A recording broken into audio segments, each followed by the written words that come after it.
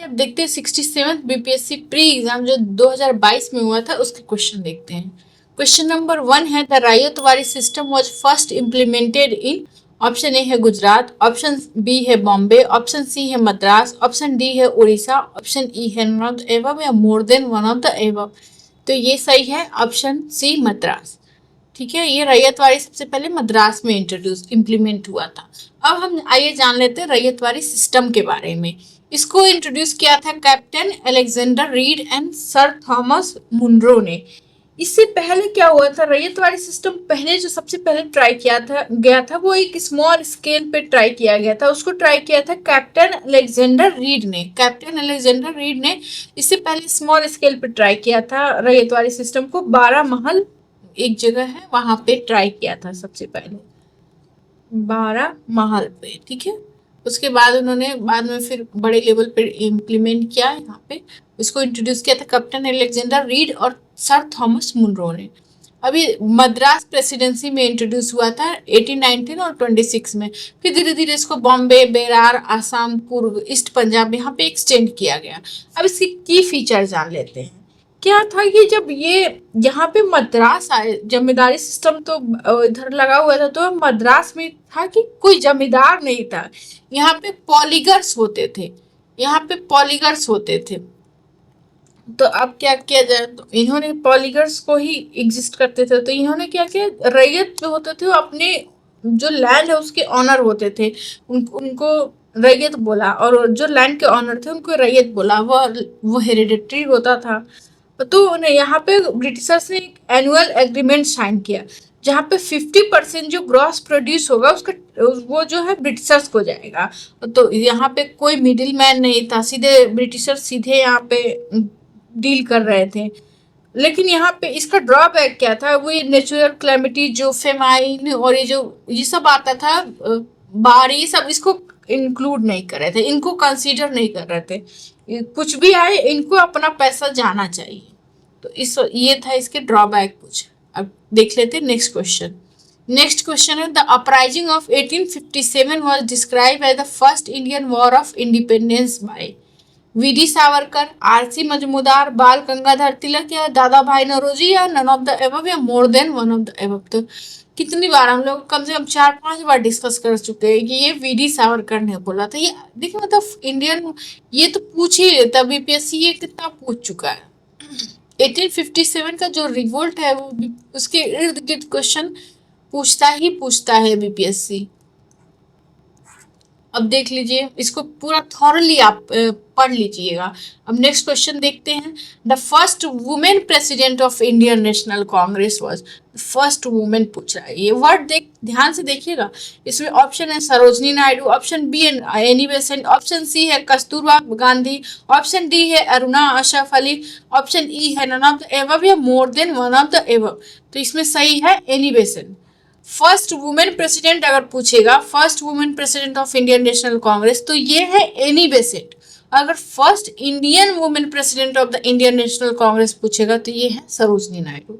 तो अब आइए एक एक करके सबके बारे में जान लेते हैं। एनी बेसेंट आयरलैंड की थी, इनका जन्म आयरलैंड में हुआ। फिर ये इंडिया आई, ये थियोसॉफिकल सोसाइटी में बिलीव करती थी। ये इंडिया आई, यहाँ पे उन्होंने यहाँ पे जो इंडियन थियोसॉफिकल सोसाइटी थी उसकी प्रेसिडेंट भी रही 1907 और 1933 के बीच में। अब इनका इंडियन फ्रीडम स्ट्रगल में क्या रोल है ये देख लेते हैं। 1916 में इन्होंने all India home rule league बनाया।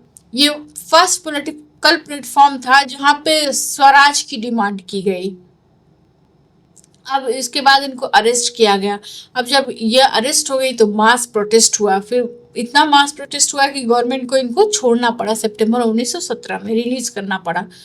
और ये फिर आईएनसी के प्रेसिडेंट बने दिसंबर 1917 में। तो ये फर्स्ट वुमेन प्रेसिडेंट थी, आईएनसी की फर्स्ट वुमेन प्रेसिडेंट। अब इनके लिटरेरी कंट्रीब्यूशन के बारे में जान लेते हैं। इन्होंने 300 से ज़्यादा बुक और पेम्पलेट लिखे हैं। तो इन्होंने की वर्क इनका क्या क्या है, इन्होंने लिखा है द एंशिएंट विजडम, और एक लिखा इंडिया अ नेशन, और इन्होंने न्यू इंडिया करके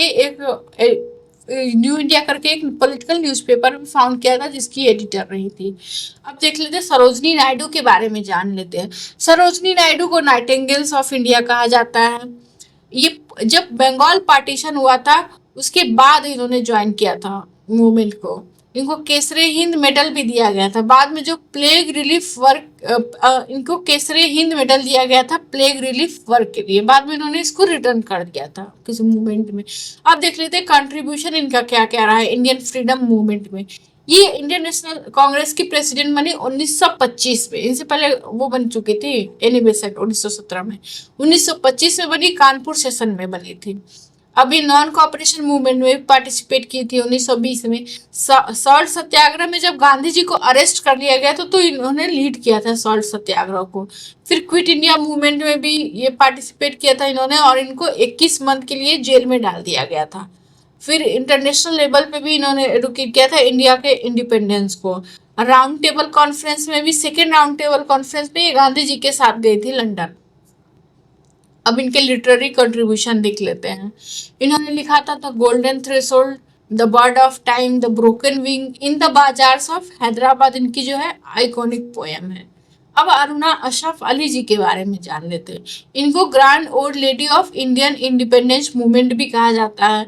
जो 1942 में हिस्टोरिक एक्ट हुआ था, जो फ्लैग फहराया गया था ग्वालियर टैंक से ग्वालियर टैंक बॉम्बे से, ये इन्होंने होस्ट किया था। ठीक है, अब नेक्स्ट क्वेश्चन देख लेते हैं। हु स्टार्टेड द जनरल बहिष्कृत भारत? ऑप्शन ए है ज्योतिबा फूले, ऑप्शन बी है करसन दास मूलजी, ऑप्शन सी है बाल गंगाधर तिलक, ऑप्शन डी है बाबा साहब अम्बेडकर, ऑप्शन डी है नन ऑफ द एबव या more than one of the above. तो ये है बाबा साहब अम्बेडकर जी। अब हम बाबा साहब अम्बेडकर के बारे में जान लेते हैं। इनका जन्म हुआ था मध्य प्रदेश की एक जगह में हुआ था इनका जन्म। अब ये सोशल रिफॉर्मर थे, वो दलित अपलिफ्टमेंट के लिए इन्होंने कुछ कुछ कार्य किए थे। अब इनके बारे में जान लेते हैं। इन्होंने महत सत्याग्रह किया था 1927 में। और फिर इन्होंने कलरम टेम्पल एंट्री मूवमेंट जो हुआ था 1930 में इसको लीड किया था। वहाँ पे क्या था, जो दलित थे उनको एंट्री नहीं दी जा रही थी, तो उनके एंट्री राइट के लिए इन्होंने ये कलरम टेम्पल एंट्री मूवमेंट किया था। और फिर इनके और कौन कौन से ऑर्गेनाइजेशन इन्होंने फाउंड किया, तो इन्होंने 1924 में बहिष्कृत हितकर्मी सभा बनाई। फिर 1936 में इंडिपेंडेंट लेबर पार्टी बनाई। 1942 में शेड्यूल कास्ट फेडरेशन बनाया। 1956 में इन्होंने रिपब्लिकन पार्टी ऑफ इंडिया। अब इनके कुछ पब्लिकेशन और जर्नल के बारे में जान लेते हैं।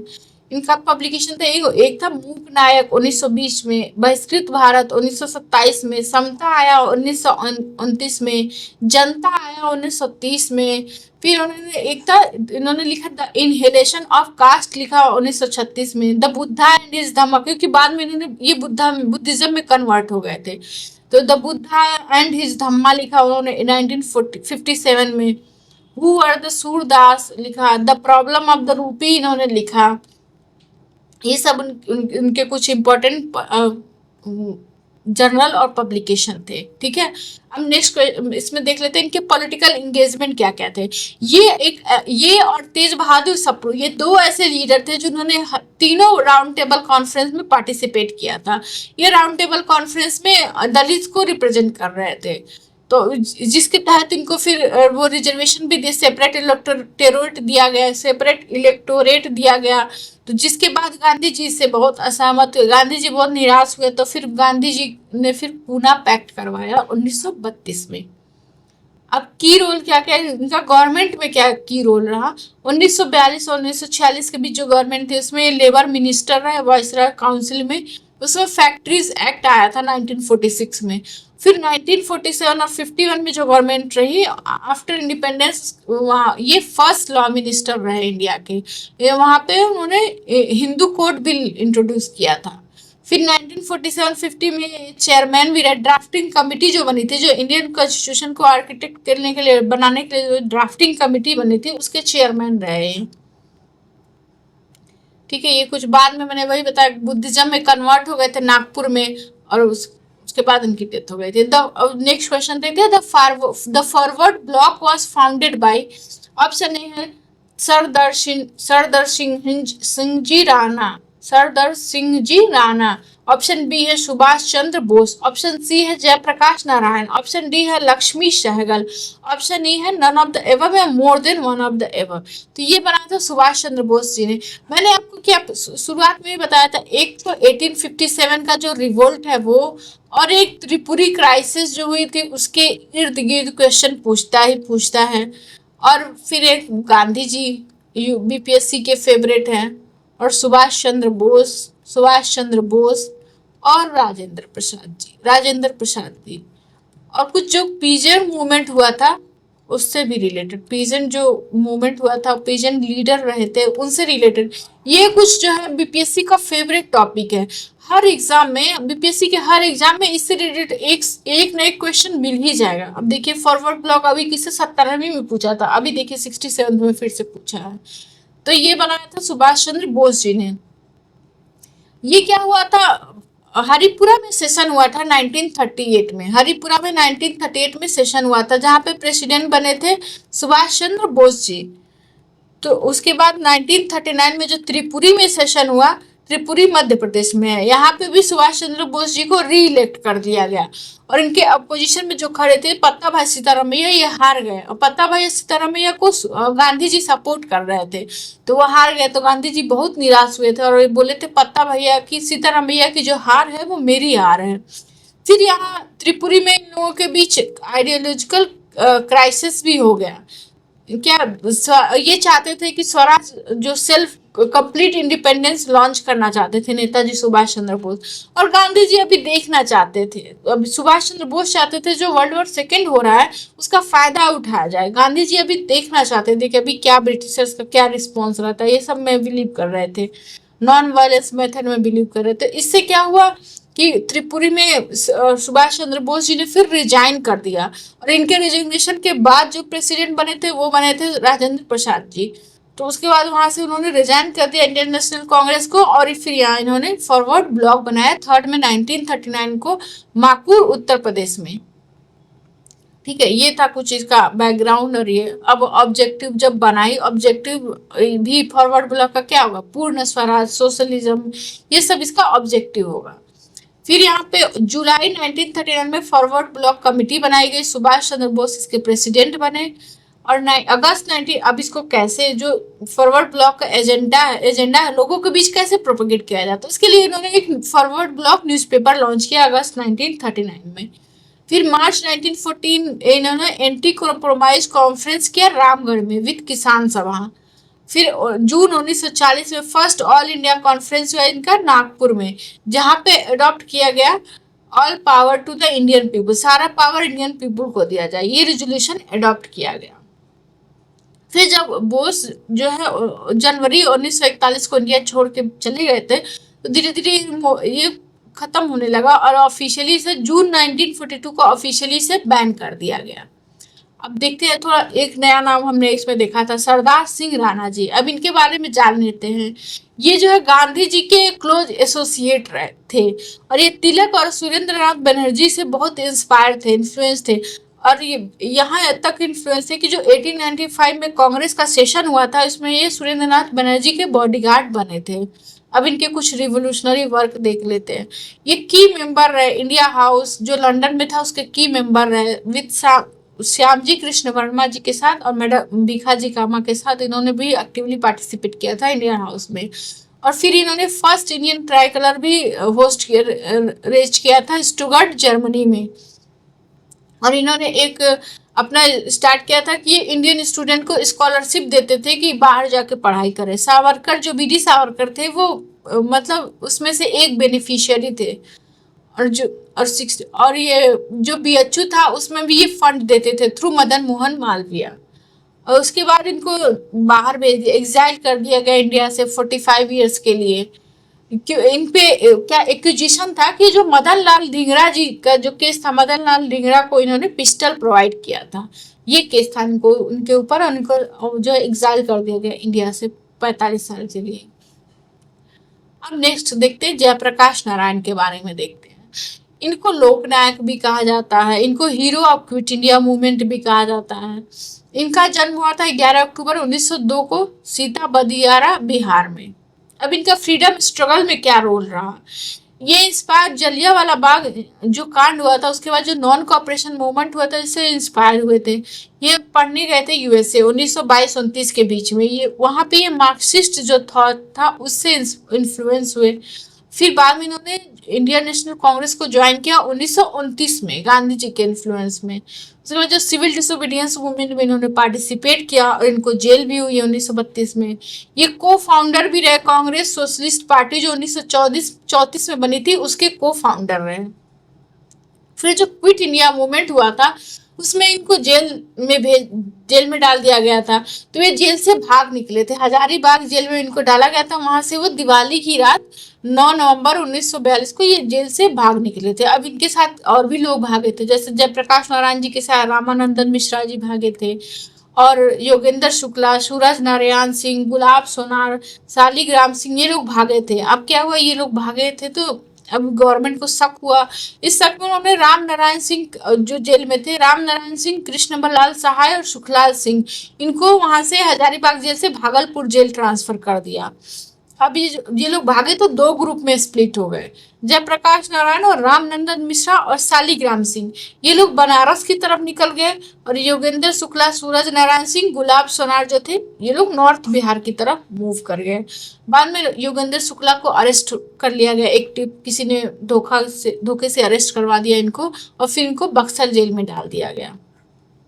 ये था। उसके बाद ये जब भाग के नेपाल पहुंचे वहां पे उन्होंने आजाद दस्ता बनाया था, जो सीक्रेटली जो मूवमेंट चल रहा था, सीक्रेट मूवमेंट जो क्विट इंडिया मूवमेंट में, उसमें उन्होंने बढ़ चढ़ के आजाद दस्ता के लोगों ने पार्टिसिपेट किया था।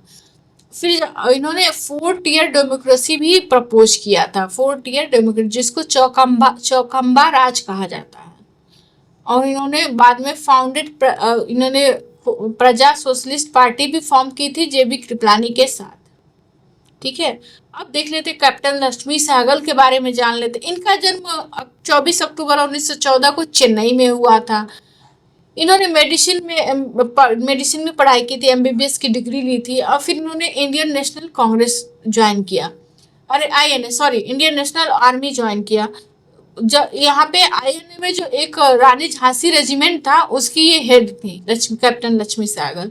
अब पोस्ट इंडिपेंडेंस के कुछ कंट्रीब्यूशन, ये सोशल सर्विस, पॉलिटिकल एंगेजमेंट में इन्वॉल्व रही, ये सब रहा। अब नेक्स्ट क्वेश्चन देखते हैं, who was the finance minister in interim government. Option A है लिकायत अली खान, ऑप्शन बी है सरदार पटेल, ऑप्शन सी है मोहम्मद अली जिन्ना, ऑप्शन डी है जवाहरलाल नेहरू, ऑप्शन ई है नन ऑफ द एबव या more than one of the above. तो इसमें ऑप्शन सही है लिकायत अली खान। इंटरिम गवर्नमेंट के बारे में हमने पार्ट 1 पार्ट 2 में बहुत अच्छे से डिस्कस किया, उसमें सबका कितने लोग थे, कितने लोगों को क्या क्या डिपार्टमेंट दिया गया था, वो सब मैंने डिस्कस किया, तो आप उसको देख लीजिएगा। अब नेक्स्ट क्वेश्चन देखते हैं, where was the Ghadar party establish. Option A है जर्मनी, ऑप्शन बी है United State of America, option C है फ्रांस, ऑप्शन डी है इंग्लैंड, ऑप्शन ई है नन ऑफ द एबव या more than one of the above. तो Ghadar party form हुई थी 1913 में सैन फ्रांसिस्को यूएसए में। ठीक है, इसका ओरिजिनल बेस था युगांतर आश्रम, पहले इसका का आश्रम हुआ करता, युगांतर आश्रम का हेडक्वार्टर हुआ करता था सैन फ्रांसिस्को में, बाद में ये इसका हुआ गदर पार्टी का हेडक्वार्टर हो गया। यहाँ पे ये इंडियन इंडिपेंडेंस लीग जो बनी थी जिसको तारकनाथ दास जी ने बनाया था, उसकी प्रीडेसेसर्स मानी जाती है, और हिंदू एसोसिएशन ऑफ अमेरिका जिसको बनाया था सोहन सिंह बखना ने, जिसके अंतर्गत पब्लिश हुई थी गदर। अब गदर जो था वीकली न्यूज़पेपर था, ये पब्लिश होता था इंग्लिश, उर्दू, मराठी एंड गुरमुखी, ये इसमें पब्लिश होता था। ये आर्म रिवॉल्यूशन, ब्रिटिशर्स थे जो वो जो इंडियन पे एट्रोसिटीज कर रहे थे उसको एक्सपोज करता था। अब इसका ऑब्जेक्टिव भी वही होगा, ब्रिटिश रूल को हटाना, सेक्युलरिज्म को प्रमोट करना, एंटी कॉलोनियल प्रोपेगेंडा जो है उसको उसके खिलाफ इंडियंस को यूनाइट करना, ये सब इसका ऑब्जेक्टिव था, की ऑब्जेक्टिव था। नेक्स्ट क्वेश्चन देख लेते हैं, who establish the servant of India society in 1905 AD. Option A Surendranath Banerjee, option B है बिपिन चंद्रपाल, ऑप्शन सी है महादेव गोविंद रानडे, ऑप्शन डी है गोपाल कृष्ण गोखले, ऑप्शन ई है नन ऑफ द एबव या more than one of the above. तो ये है Gopal Krishna Gokhale ji, servant of India. ये हमने और भी पार्ट में, प्रीवियस पार्ट में डिस्कस किया है, फिर भी हम डिस्कस कर लेते हैं इसको। अब servant of India society establish किया था गोपाल कृष्ण गोखले जी ने 12 जून 1905 में। अब इसके को फाउंडर थे G K Deodhar, A V Patwardhan, N A Dravid, ये लोग इसके को फाउंडर थे। उसका हेडक्वार्टर जो था वो पुणे महाराष्ट्र में था। अब ऑब्जेक्टिव इसका होगा कि लोगों को ट्रेन करना, नेशनल वर्कर जो है उनको ट्रेन करना, सेल्फलेस रिलीजियस स्पिरिट, जो इस रिलीजियस स्पिरिट डालना लोगों को, पॉलिटिकल एजुकेशन देना, कॉन्स्टिट्यूशनल एजिटेशन लोगों के बीच भरना, नेशनल इंटरेस्ट लोगों के बीच फैलाना, ये सब इसका की ऑब्जेक्टिव रहा। अब इनके नोटेबल मेंबर जान लेते हैं। वी एस श्रीनिवास शास्त्री ने इसे बाद में ज्वाइन किया था। उसके बाद ये 1915 में इसके प्रेसिडेंट भी बने थे। और हृदयनाथ कुंजरू इसके एक्टिव मेंबर थे। ए वी ठक्कर ये भी इसके मेंबर थे। ये जाने जाते थे tribal upliftment and social service के लिए। ठीक है, अब नेक्स्ट क्वेश्चन देख लेते हैं। Who has written the book unhappy India? Option A है बाल गंगाधर तिलक, ऑप्शन बी है एनी बेसेंट, ऑप्शन सी है लाला लाजपत राय, ऑप्शन डी है A O Hume, option E है नन ऑफ द एबव या more than one of the above. तो ये है लाला लाजपत राय जी। अब आइए लाला लाजपत राय जी के बारे में जान लेते हैं। इनको पंजाब केसरी भी कहा जाता है। इनका जन्म पंजाब में हुआ 28 जनवरी 1865 में पंजाब में हुआ था। और इनकी डेथ जल्दी हो गई थी 17 नवंबर 1928 में। ये जो साइमन कमीशन के खिलाफ प्रोटेस्ट कर रहे, जो साइमन कमीशन आया था उसके खिलाफ प्रोटेस्ट कर रहे थे, उसमें इनके ऊपर बहुत बुरी तरह से अंग्रेजों ने लाठी चार्ज किया था, जिसके बाद ये बीमार पड़े और इनकी डेथ हो गई। अब इनके बारे इनका रोल जान लेते हैं। ये इनको लाल बाल पाल का जो ट्रायल था इसके एक पार्ट थे। लाल का मतलब लाला लाजपत राय, बाल का मतलब बाल गंगाधर तिलक, और पाल का मतलब बिपिन चंद्र पाल। ये ट्रायल होता है, इनको बोलते थे लाल बाल पाल। तो ये इसके एक पार्ट थे। अभी ऊपर बताया एंटी साइमन कमीशन जो प्रोटेस्ट हुआ था उसको लीड किया था उन्होंने 1928 में। अब ये ऑथर थे अनहैप्पी इंडिया आई थी 1928 में। उसमें पहले क्या हुआ था, कैथरीन मायो ने बुक लिखी थी मदर इंडिया, जहाँ पे उन्होंने इंडियन सोसाइटी को निगेटिवली पोर्ट्रे किया था। अब ये निराश हुई लाला लाजपत राय जी। उसके बाद इन्होंने ये बुक लिखी, जिसमें इस बुक में उन्होंने इंडियन ट्रेडिशन को हाईलाइट किया और वेस्ट में कैसे वेस्ट की जो फिलॉसफी है उसकी हिपोक्रेसी को हाईलाइट किया। ये सब जो वेस्टर्न सोसाइटल फ्लॉज थे उसको उन्होंने हाईलाइट किया। ये सब उन्होंने इस बुक में लिखा। अब इनके क्या क्या इंस्टीट्यूशन, क्या क्या मतलब क्या योगदान रहे। इंडियन नेशनल कांग्रेस का वैसे तो कभी ये प्रेसिडेंट नहीं बने, उसमें एक स्पेशल सेशन हुआ था कलकत्ता में, उसमें ये प्रेसिडेंट रहे थे। और servant of the people's society 1921 के फाउंडर रहे थे। पंजाब नेशनल बैंक के भी फाउंडिंग मेंबर, लक्ष्मी इंश्योरेंस में भी अर्ली कंट्रीब्यूटर रहे थे ये। अब नेक्स्ट क्वेश्चन देख लेते हैं। Who participated in all 3 round table conference? Abul Kalam Azad, Madan Mohan Malviya, B R Ambedkar, Mahatma Gandhi, और ई है नन ऑफ द एबव या more than one of the above. तो मैंने ऊपर, जैसा कि मैंने ऊपर भी डिस्कस किया था, जब बी आर अम्बेडकर को हम लोग डिस्कस कर रहे थे तो मैंने बताया था कौन से 2 लोग थे जो तीनों राउंड टेबल कॉन्फ्रेंस में पार्टिसिपेट किए थे। बी आर अम्बेडकर के साथ कौन था ये मुझे कमेंट बॉक्स में बताइए। अब देख लेते हैं फर्स्ट राउंड टेबल कॉन्फ्रेंस। ये हुआ था 12 नवंबर 1930 से और 19 जनवरी 1931 के बीच में लंदन में हुआ था। इसको ओपन किया था किंग जॉर्ज फिफ्थ, वहाँ पे थे। उसको प्रेसाइड किया था, वो उस समय ब्रिटेन के किंग थे, और उसको प्रेसाइड किया था वहाँ ब्रिटेन के जो प्राइम मिनिस्टर थे रैमसे मैकडोनाल्ड, उन्होंने चेयर किया था। अब की पॉइंट क्या था, आईएनसी ने इसको बाइकआउट किया था क्योंकि उस समय इंडिया में सिविल डिसोबीडियंस मूवमेंट चल रहा था। ये फर्स्ट ऑफिशियल डायलॉग था इंडियंस और ब्रिटिश गवर्नेंस के बीच में। अब इसमें कहाँ के कौन कौन रिप्रेजेंटेटिव थे ये देख लेते। प्रिंसली स्टेट में पार्टिसिपेट किया था अलवर, भोपाल, बड़ौदा, पटियाला, कश्मीर, ये एक्सेट्रा लोग, यहाँ के लोगों के, यहाँ के जो प्रिंसली स्टेट के जो चीफ थे उन्होंने पार्टिसिपेट किया था। मुस्लिम लीग में के आगा खान थर्ड, मोहम्मद अली जिन्ना, मोहम्मद अली जौहर, इन लोगों ने पार्टिसिपेट किया था। अब अदर्स में देख लेते हैं। हिंदू महासभा से BS मोंजे जी, MR जयकर जी ने पार्टिसिपेट किया था। सिख से सरदार उज्जवल सिंह ने पार्टिसिपेट किया था। डिप्रेस क्लास से डॉक्टर BR अम्बेडकर और रीता मलाई श्रीनिवासन ने किया था।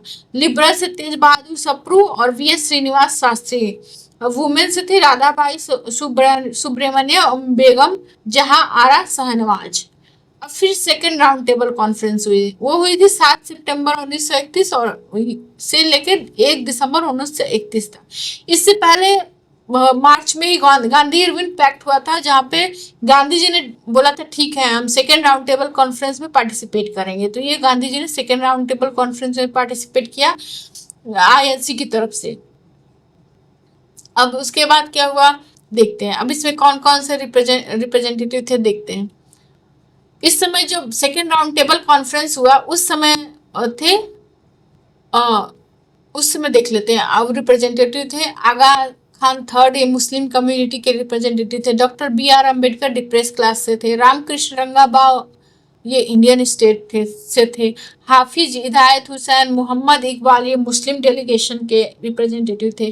MR जयकर हिंदू महासभा के थे। NM जोशी लेबर लीडर थे और बेगम जहां आरा शाहनवाज जो थी वुमेन रिप्रेजेंटेटिव थी, ये थे। और A P पत्रो जो थे जस्टिस पार्टी के थे। तेज बहादुर सप्रू लीडर पार्टी के थे, लिबरल लीडर थे। डॉक्टर साफाड अहमद खान ये मुस्लिम लीडर थे। सर पुरुषोत्तम दास ठाकुर दास इंडस्ट्रियलिस्ट की तरफ से थे। मोहम्मद जाफरुल्लाह खान मुस्लिम लीग के लीडर थे, ये लोग थे। अब थर्ड राउंड टेबल कॉन्फ्रेंस देख लेते हैं। थर्ड राउंड टेबल कॉन्फ्रेंस हुआ 17 नवंबर से 24 दिसंबर 1932 के बीच में, और ये लंदन यूके में ही हुआ। आईएनसी को इनवाइट किया गया बट आईएनसी ने पार्टिसिपेट नहीं किया। उसके बाद अब देखते हैं, ब्रिटिश लेबर पार्टी ने भी इसको बाइकआउट किया था।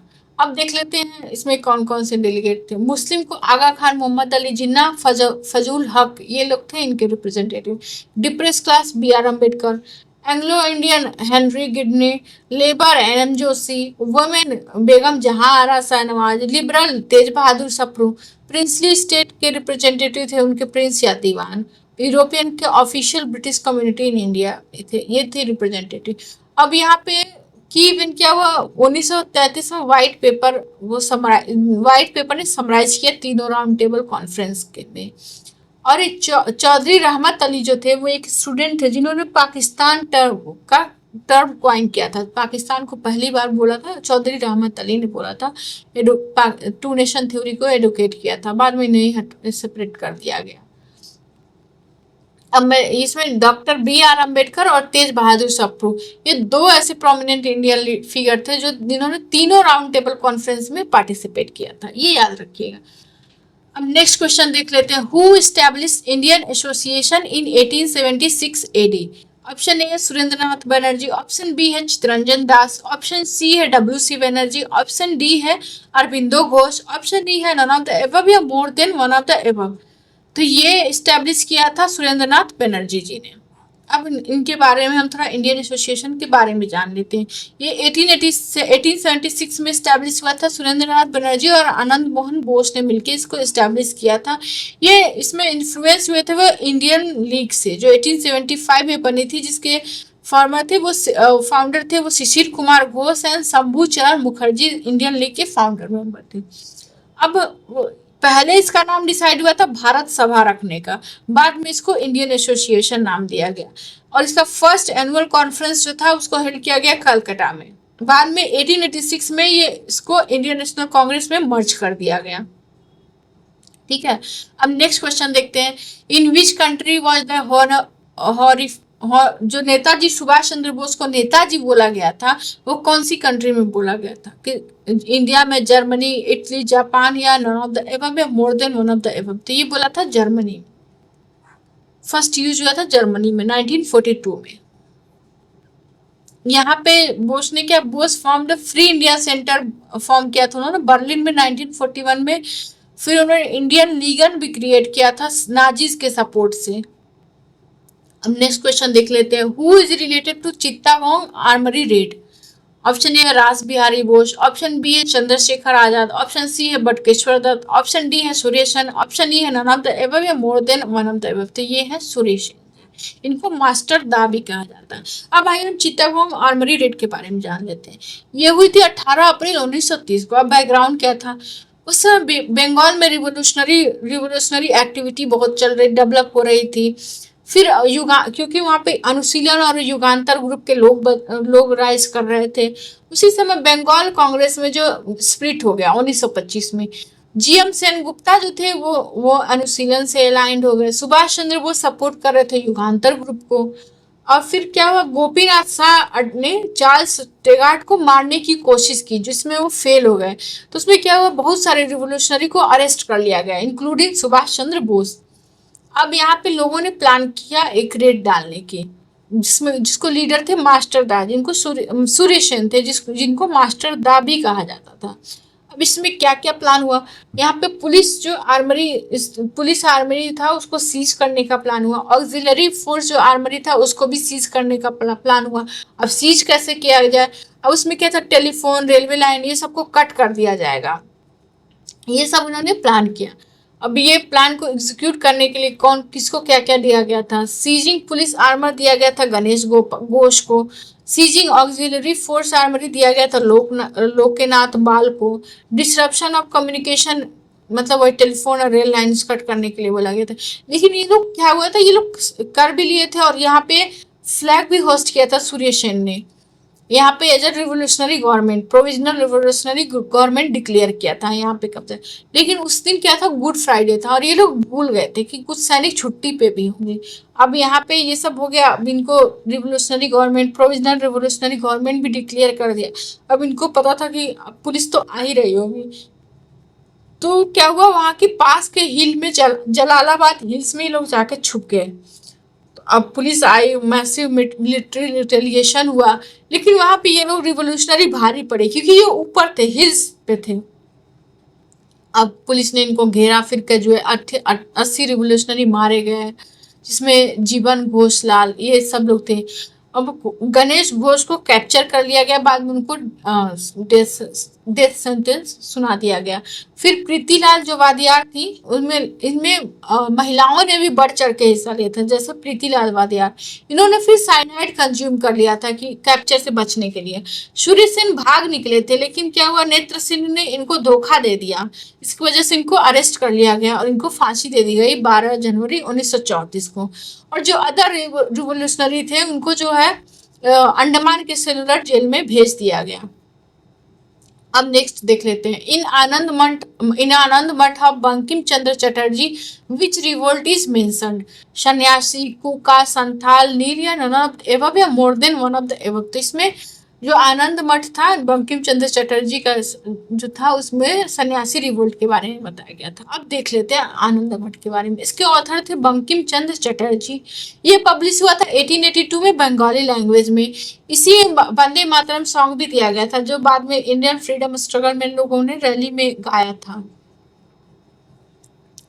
अब इसमें सन्यासी रिवेलियन के बारे में बताया गया था, जो अर्ली 1770 और अर्ली 1800 में हुआ था। यहाँ पे क्या हुआ था, सन्यासी थे और हिंदू और मुस्लिम दोनों, हिंदू के सन्यासी और मुस्लिम फकीर लीडर थे यहाँ पे। यहाँ पे जो ब्रिटिशर्स इकोनॉमी जो थी उसके खिलाफ ये आंदोलन था, जो टैक्स नहीं भरने के लिए, टैक्स डिनायल, ये सब आंदोलन था। क्योंकि यहाँ पे बंगाल फेमाइन आया था 1770 में, ये पोस्ट फेमाइन डिस्ट्रेस जो हुआ था उसके खिलाफ ये आंदोलन था। तो ये था सन्यासी रिवोल्यूशन। नेक्स्ट क्वेश्चन देखते हैं, which of the following events happened first, quit India resolution, arrival of the Cripps mission, arrival of Lord Wavell as a governor general, arrival of the cabinet mission, या E है none of the above या more than one of the above. तो ये हुआ था arrival of Cripps mission. उसके fail होने के बाद क्विट इंडिया रेजोल्यूशन आया, फिर अराइवल ऑफ लॉर्ड वेवल आया, फिर कैबिनेट मिशन आया। ये सब है। तब देखते हैं कि एक एक करके सबको देखते हैं। क्विट इंडिया मूवमेंट हुआ 8 अगस्त 1942 को लॉन्च हुआ था। इसका स्लोगन था डू और डाई, ये बोला था गांधी जी ने। अब बैकग्राउंड क्या था, क्रिप्स मिशन फेल हो गया था, क्रिप्स मिशन आया था और वो फेल हो गया था। फिर जापानीज फोर्सेस जो है एडवांस में थी, जिससे थ्रेट था। और फिर मई 1942 को गांधी जी ने डिक्लेयर किया ब्रिटिशर्स को क्विट, अब इंडिया छोड़ो। जापानीज फोर्सेस एडवांस थी और वो इंडिया की तरफ बढ़ रही थी बर्मा के थ्रू, तो इसलिए जापानीज थ्रेट का भी डर था। फिर गांधी जी ने इंडिया डिक्लेयर किया कि ठीक है अब इंडिया, अंग्रेजों भारत छोड़ो, डिक्लेयर किया। अब कोर्स ऑफ द मूवमेंट क्या था, क्विट इंडिया रेजोल्यूशन पास हुआ 8 अगस्त 1942 को लाहौर सेशन में, ठीक है। वहाँ पे सारे मेजर कांग्रेस लीडर प्रेजेंट थे।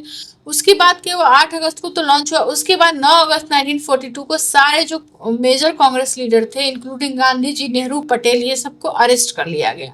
अब सारे लोग गए गांधी जी के पास, जो लोकल फ्रीडम फाइटर थे वो लोग गांधी जी के पास जेल में मिलने गए। फिर पूछे अब क्या करना चाहिए, तो गांधी जी ने बोला ठीक है, डू और डाई। वहां पे उन्होंने मैसेज दिया कि every Indian should be his own guide, everyone must act as if he were the whole movement. तो ये सब उन्होंने मैसेज दिया। अब वहां पे क्या क्या हुआ, हड़ताल हुआ, स्ट्राइक हुआ, कम्युनिकेशन ब्रेक डाउन किया गया, टेलीफोन वायर्स, ब्रिजेस, ट्रैक्स को डिस्ट्रॉय किया गया, post office, railway station. Bihar, इसमें बिहार के लोगों ने बढ़ चढ़ के पार्टिसिपेट किया था। तो बिहार में क्या क्या हुआ मैंने पार्ट 1 में डिस्कस किया था। पुलिस स्टेशन को जलाया गया था, पोस्ट रेलवे स्टेशन को, रेलवे लाइन को कट कर दिया गया था, ऑफिशियल डॉक्यूमेंट को जला दिया गया था, पैरेलल गवर्नमेंट बनाई गई थी। सतारा महाराष्ट्र, तमलुक बंगाल, तलचर उड़ीसा में पैरेलल गवर्नमेंट बनाई गई थी। ये सब हुआ और कुछ अंडरग्राउंड मूवमेंट भी हुए थे। जैसे उसके की लीडर थे जयप्रकाश नारायण, राम मनोहर लोहिया, अरुणा अशरफ अली, उषा मेहता, बिजू पटनायक, सुचिता कृपलानी, अच्युत पटवर्धन, आरपी गोयनका, ये वहाँ के की लीडर थे जो अंडरग्राउंड मूवमेंट हुआ था। सीक्रेट अब उसमें क्या क्या हुआ था, सीक्रेट ब्रॉडकास्ट हुआ था जिसमें उषा मेहता जी ने कांग्रेस रेडियो बनाया था और पैम्पलेट डिस्ट्रीब्यूट किए गए थे, लोगों को साइलेंटली मोबिलाइज किया गया था। ये सब हो रहा था। अब नेक्स्ट देखते हैं क्रिप्स मिशन। ये आया था 1942 में, इसका ये अराइव हुआ था मार्च 22 मार्च 1942 को ये हुआ था और ये भेजा था ब्रिटिश गवर्नमेंट ने वर्ल्ड वॉर 2 के टाइम पे। और इसके हेड किया था इसको सर स्टेफर्ड क्रिप्स ने, लॉर्ड प्रिवी सील ने। अब इसका मेन प्रपोजल क्या था, डोमिनियन स्टेटस दे दिया जाएगा वर्ल्ड वॉर 2 के बाद अगर आप सपोर्ट करेंगे तो। फिर कॉन्स्टिट्यूएंट असेंबली फॉर्म कर दी जाएगी। फिर आपको ये सब प्रिंसली स्टेट को नॉमिनेटेड रिप्रेजेंटेटिव बनाया जाएगा। ये सब इनका मेन प्रपोजल था, लेकिन इंडियन नेशनल कांग्रेस और मुस्लिम लीग ने इसको रिजेक्ट कर दिया। अब आया लॉर्ड वेवल आए, कब आया इंडिया में, वो उनका टेन्योर था इंडिया में 1943 से 1947 के बीच में। अब देखते हैं उनके टाइम पे क्या क्या इवेंट हुए। बंगाल फेमाइन आया 1943 में, जहाँ पे लगभग 1.5 to 3 मिलियन पीपल की डेथ हो गई थी। अब सी राजा गोपालाचारी फॉर्मूला भी आया 1944 में। फिर इसके जिसमें क्या था, कंडीशनल सपोर्ट था मुस्लिम लीग को for independence. Post war Muslim majority district को वो उन्होंने अलग अलग किया था। और जो जिन्ना की 2 नेशन थ्योरी को उन्होंने रिजेक्ट किया था। अब गांधी जिन्ना टॉक भी हुई यहाँ पे सितंबर 1944 में, जो सीआर फार्मूला पे बेस्ड थी। गांधी जी ने पार्टीशन को अवॉइड करने के लिए इनको ऑफर भी दिया कि अपने प्रोविंस आप सिलेक्ट करिए इंडिपेंडेंस के बाद। फिर लेकिन जिन्ना ने इसे रिजेक्ट कर दिया। फिर भूला भाई देसाई और लिकायत अली खान का टॉक भी हुआ 1945 में। फिर ये टॉक कोलैप्स हो गया इंटरिम गवर्नमेंट के बारे में, मुस्लिम लीग रिप्रेजेंटेशन के बारे में इंटरिम गवर्नमेंट में। फिर ये बात नहीं बनी, ये टॉक कोलैप्स हो गया। फिर वेवल प्लान आया जून 1945 में और शिमला कॉन्फ्रेंस हुआ, लेकिन यहाँ पे डेडलॉक ही रहा, कांग्रेस और मुस्लिम लीग के बीच डेडलॉक रहा। फिर रॉयल इंडियन म्यूटिनी हुआ फरवरी 1946 में और यहाँ लगभग 200 से ज्यादा लोगों की डेथ हो गई थी। यहाँ पे ब्रिटिशर्स ने इसे एज अ वार्निंग देखा। बाद में कैबिनेट मिशन डिस्पैच हो गया, नेक्स्ट डे कैबिनेट मिशन को भेज दिया गया वापस। अब देखते कैबिनेट मिशन प्लान 1946 का है। ये आया मई 16 1946 में अनाउंस हुआ था। इसमें एक कॉन्स्टिट्यूशनल फ्रेमवर्क बनाने के लिए प्रपोज किया गया था इंडिपेंडेंट इंडिया। फाइनली अंग्रेजों ने भारत छोड़ने का मन बना लिया था, इसलिए उन्होंने कैसे पीसफुली पावर को ट्रांसफर किया जाए उसके लिए उन्होंने कैबिनेट मिशन भेजा था। उसके 3 मेंबर थे, Lord Pethick Lawrence, sir Stafford Cripps और एवी अलेक्जेंडर। ये पूछ लेते हैं मेंबर का नाम, अभी ऊपर हमने डिस्कस किया, अभी पूछा है। अब बैकग्राउंड जान लेते हैं। बैकग्राउंड वही था, ब्रिटिश में लेबर गवर्नमेंट आई थी, वो उन्होंने उससे पहले प्रॉमिस किया था इंडियन को, ठीक है हम आपको आज़ादी दिला देंगे। तो बाद में अब जब सेलेक्ट हो गए, अब इलेक्ट हो गए, तब उनको अपना प्रॉमिस पूरा करना था, इसलिए उन्होंने कैबिनेट मिशन को भेजा।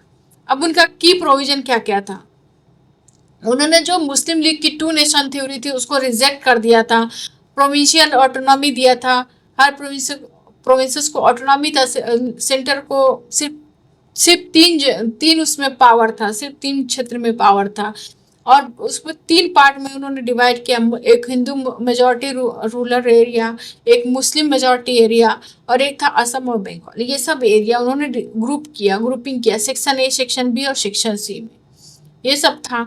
अब ये सब हमने कैबिनेट मिशन प्लान ऊपर ही डिस्कस किया था। उसका रिएक्शन क्या हुआ था, कांग्रेस ने पहले एक्सेप्ट किया, बाद में फिर अपोज किया, मुस्लिम लीग ने भी पहले एक्सेप्ट किया, बाद में उन्होंने विड्रॉ कर लिया और डायरेक्ट एक्शन डे लॉन्च कर दिया। बाद में इसका रिजल्ट क्या हुआ, मिशन फेल्ड ही हो गया, क्योंकि ये उसको टू नेशन थ्योरी को रिजेक्ट कर रहा था, ये पार्टीशन अवॉइड करने के लिए भेजा गया था, लेकिन पार्टीशन तो हुआ जब मुस्लिम लीग ने डायरेक्ट एक्शन डे लॉन्च कर दिया। फिर हम नेक्स्ट क्वेश्चन देखते हैं, who was the president of Lahore session of the Indian national Congress held in 1929 AD. Option A है वल्लभ भाई पटेल, ऑप्शन बी है मोतीलाल नेहरू, ऑप्शन सी है जवाहरलाल नेहरू, ऑप्शन डी है राजेंद्र प्रसाद, ऑप्शन ई है नन ऑफ द एबव या more than one of the above. तो ये थे जवाहरलाल नेहरू जी। यहाँ यही पे पूर्ण स्वराज डिक्लेयर हुआ था, लॉन्च हुआ था, और उसके क्या क्या था, जवाहरलाल नेहरू जी ने रावी रिवर पे अपना झंडा फहराया था, देश का भारतीय झंडा फहराया था एज अ सिंबॉलिक प्रोटेस्ट। ये सब हुआ था, मैंने अभी बताया। उसके बाद अब नेक्स्ट क्वेश्चन देख लेते हैं। 31 दिसंबर 1929 को उन्होंने as a symbolic protest tricolour hoist किया था रिवर रावी पे, जहाँ पे डिसाइड हुआ था कि 26 जनवरी 1930 को कंप्लीट इंडिपेंडेंस मिल जाएगी। अब देख लेते हैं 17वां क्वेश्चन देखते हैं। What portfolio Rajendra Prasad held in the interim government जो बनी थी 1946 में, राजेंद्र प्रसाद को कौन सा पोर्टफोलियो दिया गया था? सेम क्वेश्चन पूछा था 17वें बीपीएससी में, वहां हमने पूरा डिटेल में डिस्कस किया था। तो उनको दिया गया था फूड एंड एग्रीकल्चर पोर्टफोलियो। अभी यहाँ पे फाइनेंस भी पूछा था, ऊपर वाले को ऊपर इसी पार्ट में पूछा था। तो आप बताइए फाइनेंस किसको दिया गया था? तो पहला, which of the following were the social reform introduce by William Bentinck. William Bentinck ने कौन कौन से सोशल रिफॉर्म इंट्रोड्यूस किए थे? पहला, एबोल्यूशन ऑफ सती, दूसरा एबोल्यूशन ऑफ स्लेवरी, तीसरा removal of disabilities due to change of religion, चौथा है separation of the organised bands of thugs. इसमें करेक्ट आंसर चूज करना है हमें।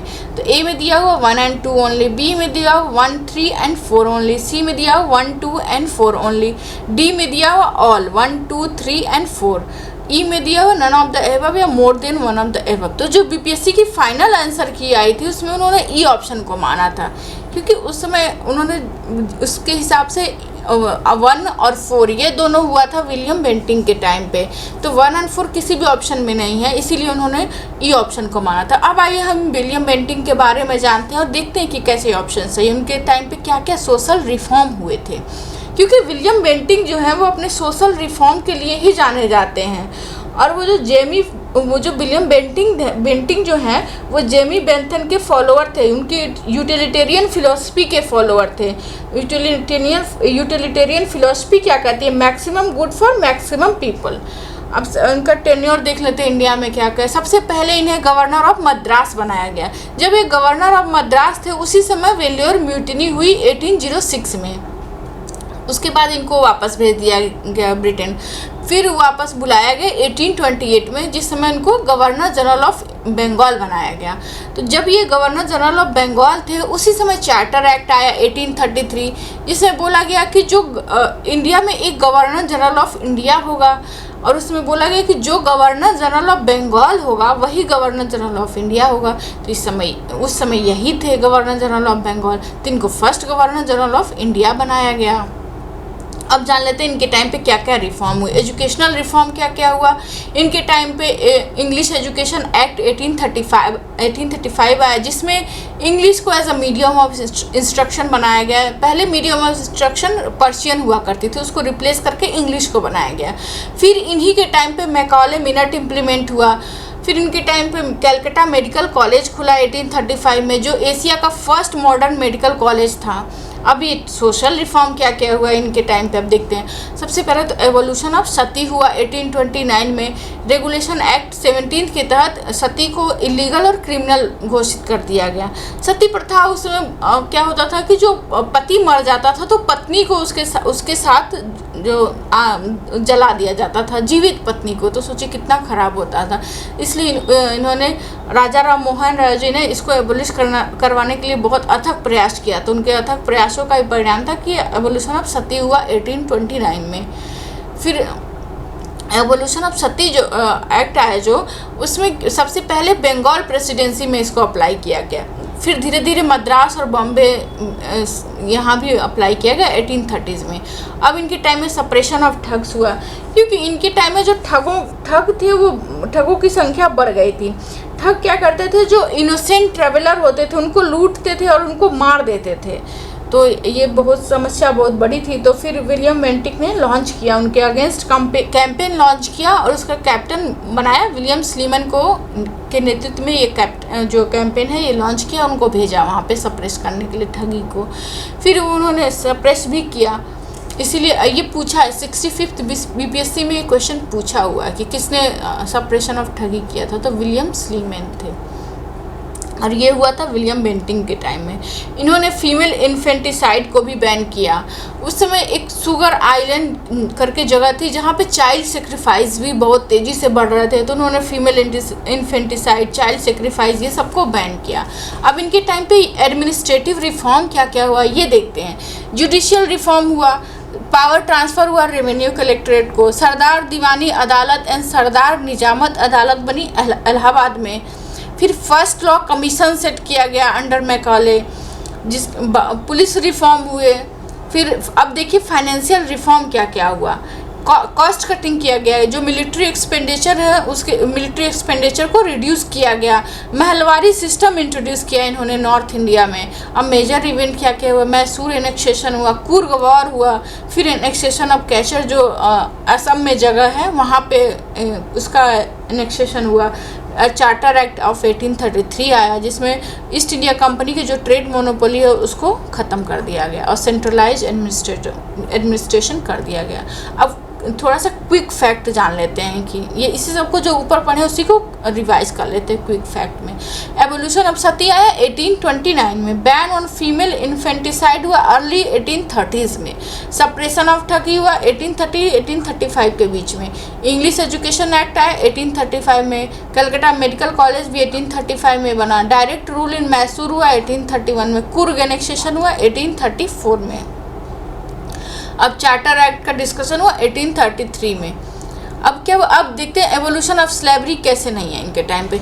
ये स्लेवरी जो एवोल्यूश करने के लिए डिस्कस हुआ था 1833 के चार्टर एक्ट में, इसका डिस्कशन तो हुआ था, लेकिन जो ये एक्ट पास हुआ ये हुआ था 1843 में। जो उस समय गवर्नर जनरल थे लॉर्ड एलनबर्ग, उस समय स्लेवरी को एबॉलिश कर दिया गया लीगली। तो विलियम बेंटिक ने तो स्टेज सेट कर दिया, anti slavery reform stage set किया, लेकिन वाया चार्टर एक्ट ऑफ 1833। लेकिन ये जो पास हुआ ये 1843 में ये एक्ट पास हुआ, इसलिए विलियम बेंटिक के टाइम पे नहीं है। अब रिलीजियस डिसेबिलिटीज़ एक्ट जो है वो 1850 में आया। उस समय गवर्नर जनरल थे लॉर्ड डलहौजी। ठीक है, लॉर्ड डलहौजी थे। अब नेक्स्ट देख लेते हैं। नेक्स्ट क्वेश्चन देखते हैं। Sindh was conquered and annexed by.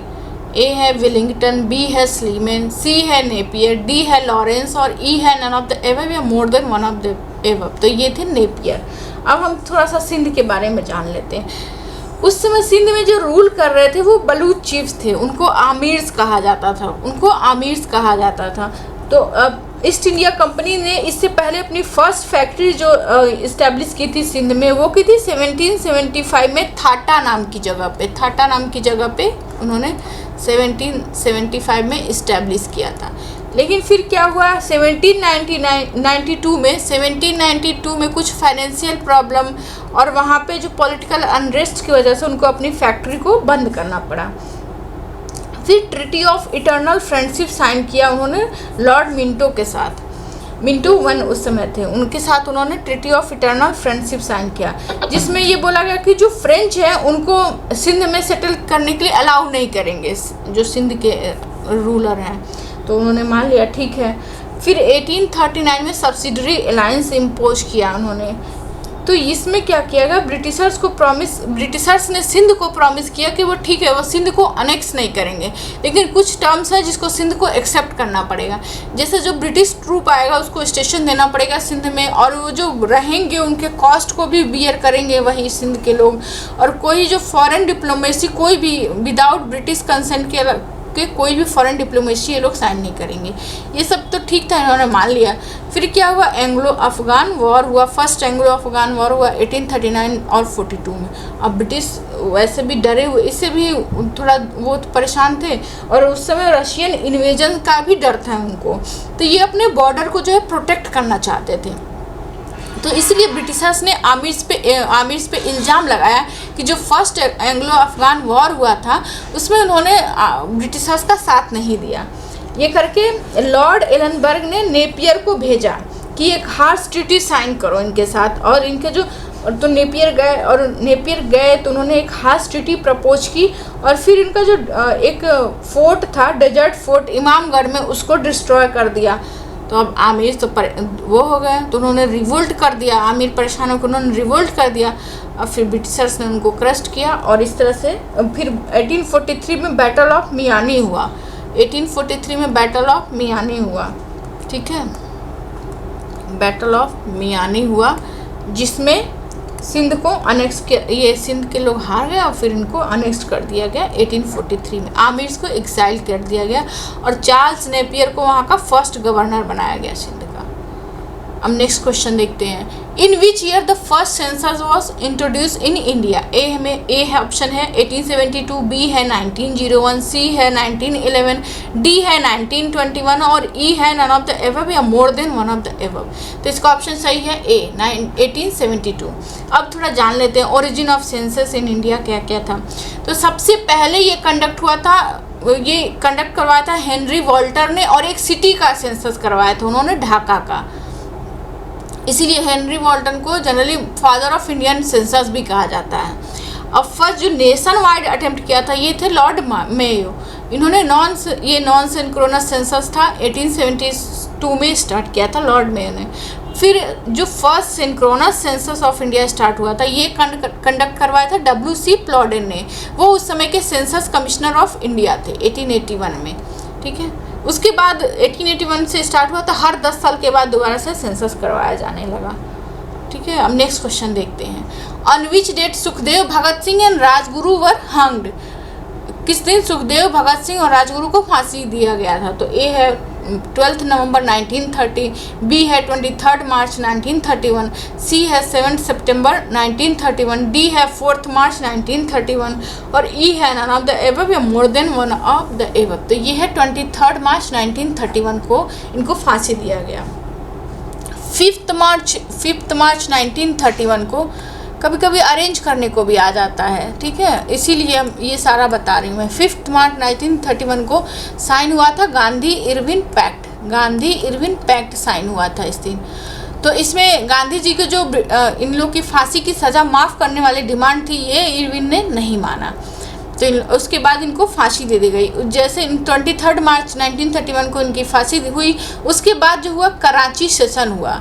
तो कराची सेशन को जब गांधी जी अटेंड करने जा रहे थे तो उनके रास्ते में लोगों ने काला झंडा फहराया था। मतलब एक तरह से लोगों ने प्रोटेस्ट किया, एक तरह से लोग गांधी जी से निराश हुए क्योंकि गांधी जी इनकी फांसी रोक नहीं पाए। तो एक तरह से उन्होंने सिंबॉलिक अपना प्रोटेस्ट किया। तो ये था उनको 23 मार्च को उनको फांसी दे दी गई, ठीक है।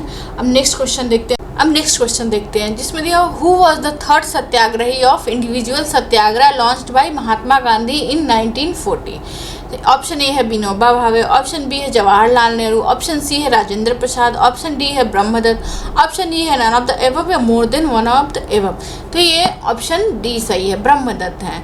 ये थर्ड इंडिविजुअल सत्याग्रही है। फर्स्ट विनोबा भावे तो फर्स्ट थे, जवाहरलाल नेहरू सेकंड थे और ब्रह्मदत्त थर्ड थे, ये थर्ड थे, ठीक है। अब हम थोड़ा सा इंडिविजुअल सत्याग्रह के बारे में जान लेते हैं, वो क्यों लॉन्च हुआ, क्या बैकग्राउंड था, तो ये देख लेते हैं। तो इंडिविजुअल सत्याग्रह क्या हुआ था उस समय, कांग्रेस की जो कंप्लीट इंडिपेंडेंस की डिमांड थी वो रिजेक्ट हो गई थी और सेकेंड वर्ल्ड वॉर स्टार्ट हुआ था 1839 में और इंडियन को इसमें बिना उनके इंडियन लीडर के कंसल्ट किए हुए इंडियंस को ज़बरदस्ती पार्टिसिपेट कराया गया था। फिर 1840 में अगस्त ऑफर आया था, उस समय वॉइस रहे थे लॉर्ड लिनलिथगो। उन्होंने प्रॉमिस किया था कि जो वॉर काउंसिल बनेगी उसमें इंडियंस को भी इंक्लूड किया जाएगा और इंडियंस को पोस्ट वॉर जो होगा उनको डोमिनियन स्टेटस दे दिया जाएगा।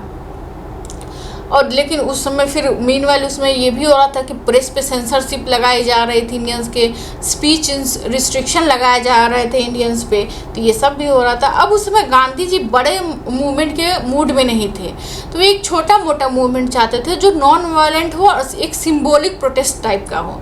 तब उस समय उन्होंने ये इंडिविजुअल सत्याग्रह लॉन्च किया और फर्स्ट सत्याग्रही बने आचार्य विनोबा भावे, जिन्होंने एंटी वॉर स्पीचेस दिया और फिर उनको अरेस्ट किया गया। दूसरे बने जवाहरलाल नेहरू, तीसरे बने ब्रह्मदत्त। फिर ऐसे ऐसे करके उन्होंने जस सरोजनी नायडू, ये सब लोग धीरे धीरे इंडिविजुअल सत्याग्रह में जुड़ गए और ये इंडिविजुअल सत्याग्रह अगस्त 1941 तक मतलब चलता रहा, कंटिन्यू रहा। अब नेक्स्ट क्वेश्चन देख लेते हैं। Who launch secret radio station during the quit India movement? A है उषा मेहता, बी सुभद्रा कुमारी चौहान, सी है सुचित्रा कृपलानी, डी है एनी बेसेंट, ई है नन ऑफ द एबव या more than one of the above. तो ये थी उषा मेहता जी। पार्ट 1 में मैंने क्विट इंडिया मूवमेंट को एकदम डिटेल में डिस्कस किया है, जहाँ पे ये बताया भी है और मेंशन भी किया था कि 67th एग्जाम में ये पूछा है। तो ठीक है, अगर आपने पार्ट 1 देखा होगा तो इसको पता चल जाएगा। अब 7th देख लेते हैं। Who is known as frontier Gandhi? Option A है मोहम्मद अली जिन्ना, ऑप्शन बी है शौकत अली, ऑप्शन डी है अबुल कलाम आज़ाद, ऑप्शन डी है अब्दुल गफ्फार खान, ऑप्शन डी है नन ऑफ द एबव या more than one of the above. तो ये है अबुल गफ्फार खान जी। अब इनके बारे में जान लेते हैं, अबुल गफ्फार खान जी के बारे में। तो इनको फ्रंटियर गांधी भी बोला जाता था और इनका जन्म एक ट्राइबल फैमिली में हुआ था और ये गांधी जी की अहिंसा वाली जो फिलॉसफी थी उससे भी बहुत इंस्पायर थे। और ये 1921 में ये डिस्ट्रिक्ट खिलाफत कमेटी जो नॉर्थ वेस्ट फ्रंटियर प्रोविंस में थी उसके प्रेसिडेंट भी बने थे। अब इनसे रिलेटेड की मूवमेंट और इनका कंट्रीब्यूशन जान लेते हैं। तो इनका ये था 1919 में सबसे पहले इनकी पॉलिटिकल एंट्री हुई, जो रॉलेट एक्ट एजिटेशन हुआ था 1919 में, उसमें हुई थी और यहाँ पे गांधी जी से मिले थे। फिर खिलाफत मूवमेंट में भी इन्होंने पार्टिसिपेट किया था। फिर 1929 में इन्होंने रेड शर्ट मूवमेंट फाउंड किया, जिसको खुदाई खिदमत गार भी बोला जाता है। उसमें क्या था, उसमें कोड था मेन के लिए, जो मेल के लिए ड्रेस कोड था रेड और फीमेल के लिए था ब्लैक था फीमेल के लिए। इस खुदाई खिदमतगार मूवमेंट में मेल के लिए रेड और फीमेल के लिए ब्लैक, ये ड्रेस कोड था इनका। ठीक है, अब नेक्स्ट क्वेश्चन देखते हैं।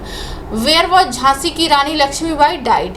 ए दिया Lucknow, B Kanpur, C Gwalior, D Jhansi या E none of the above या more than one of the above. तो ये ग्वालियर।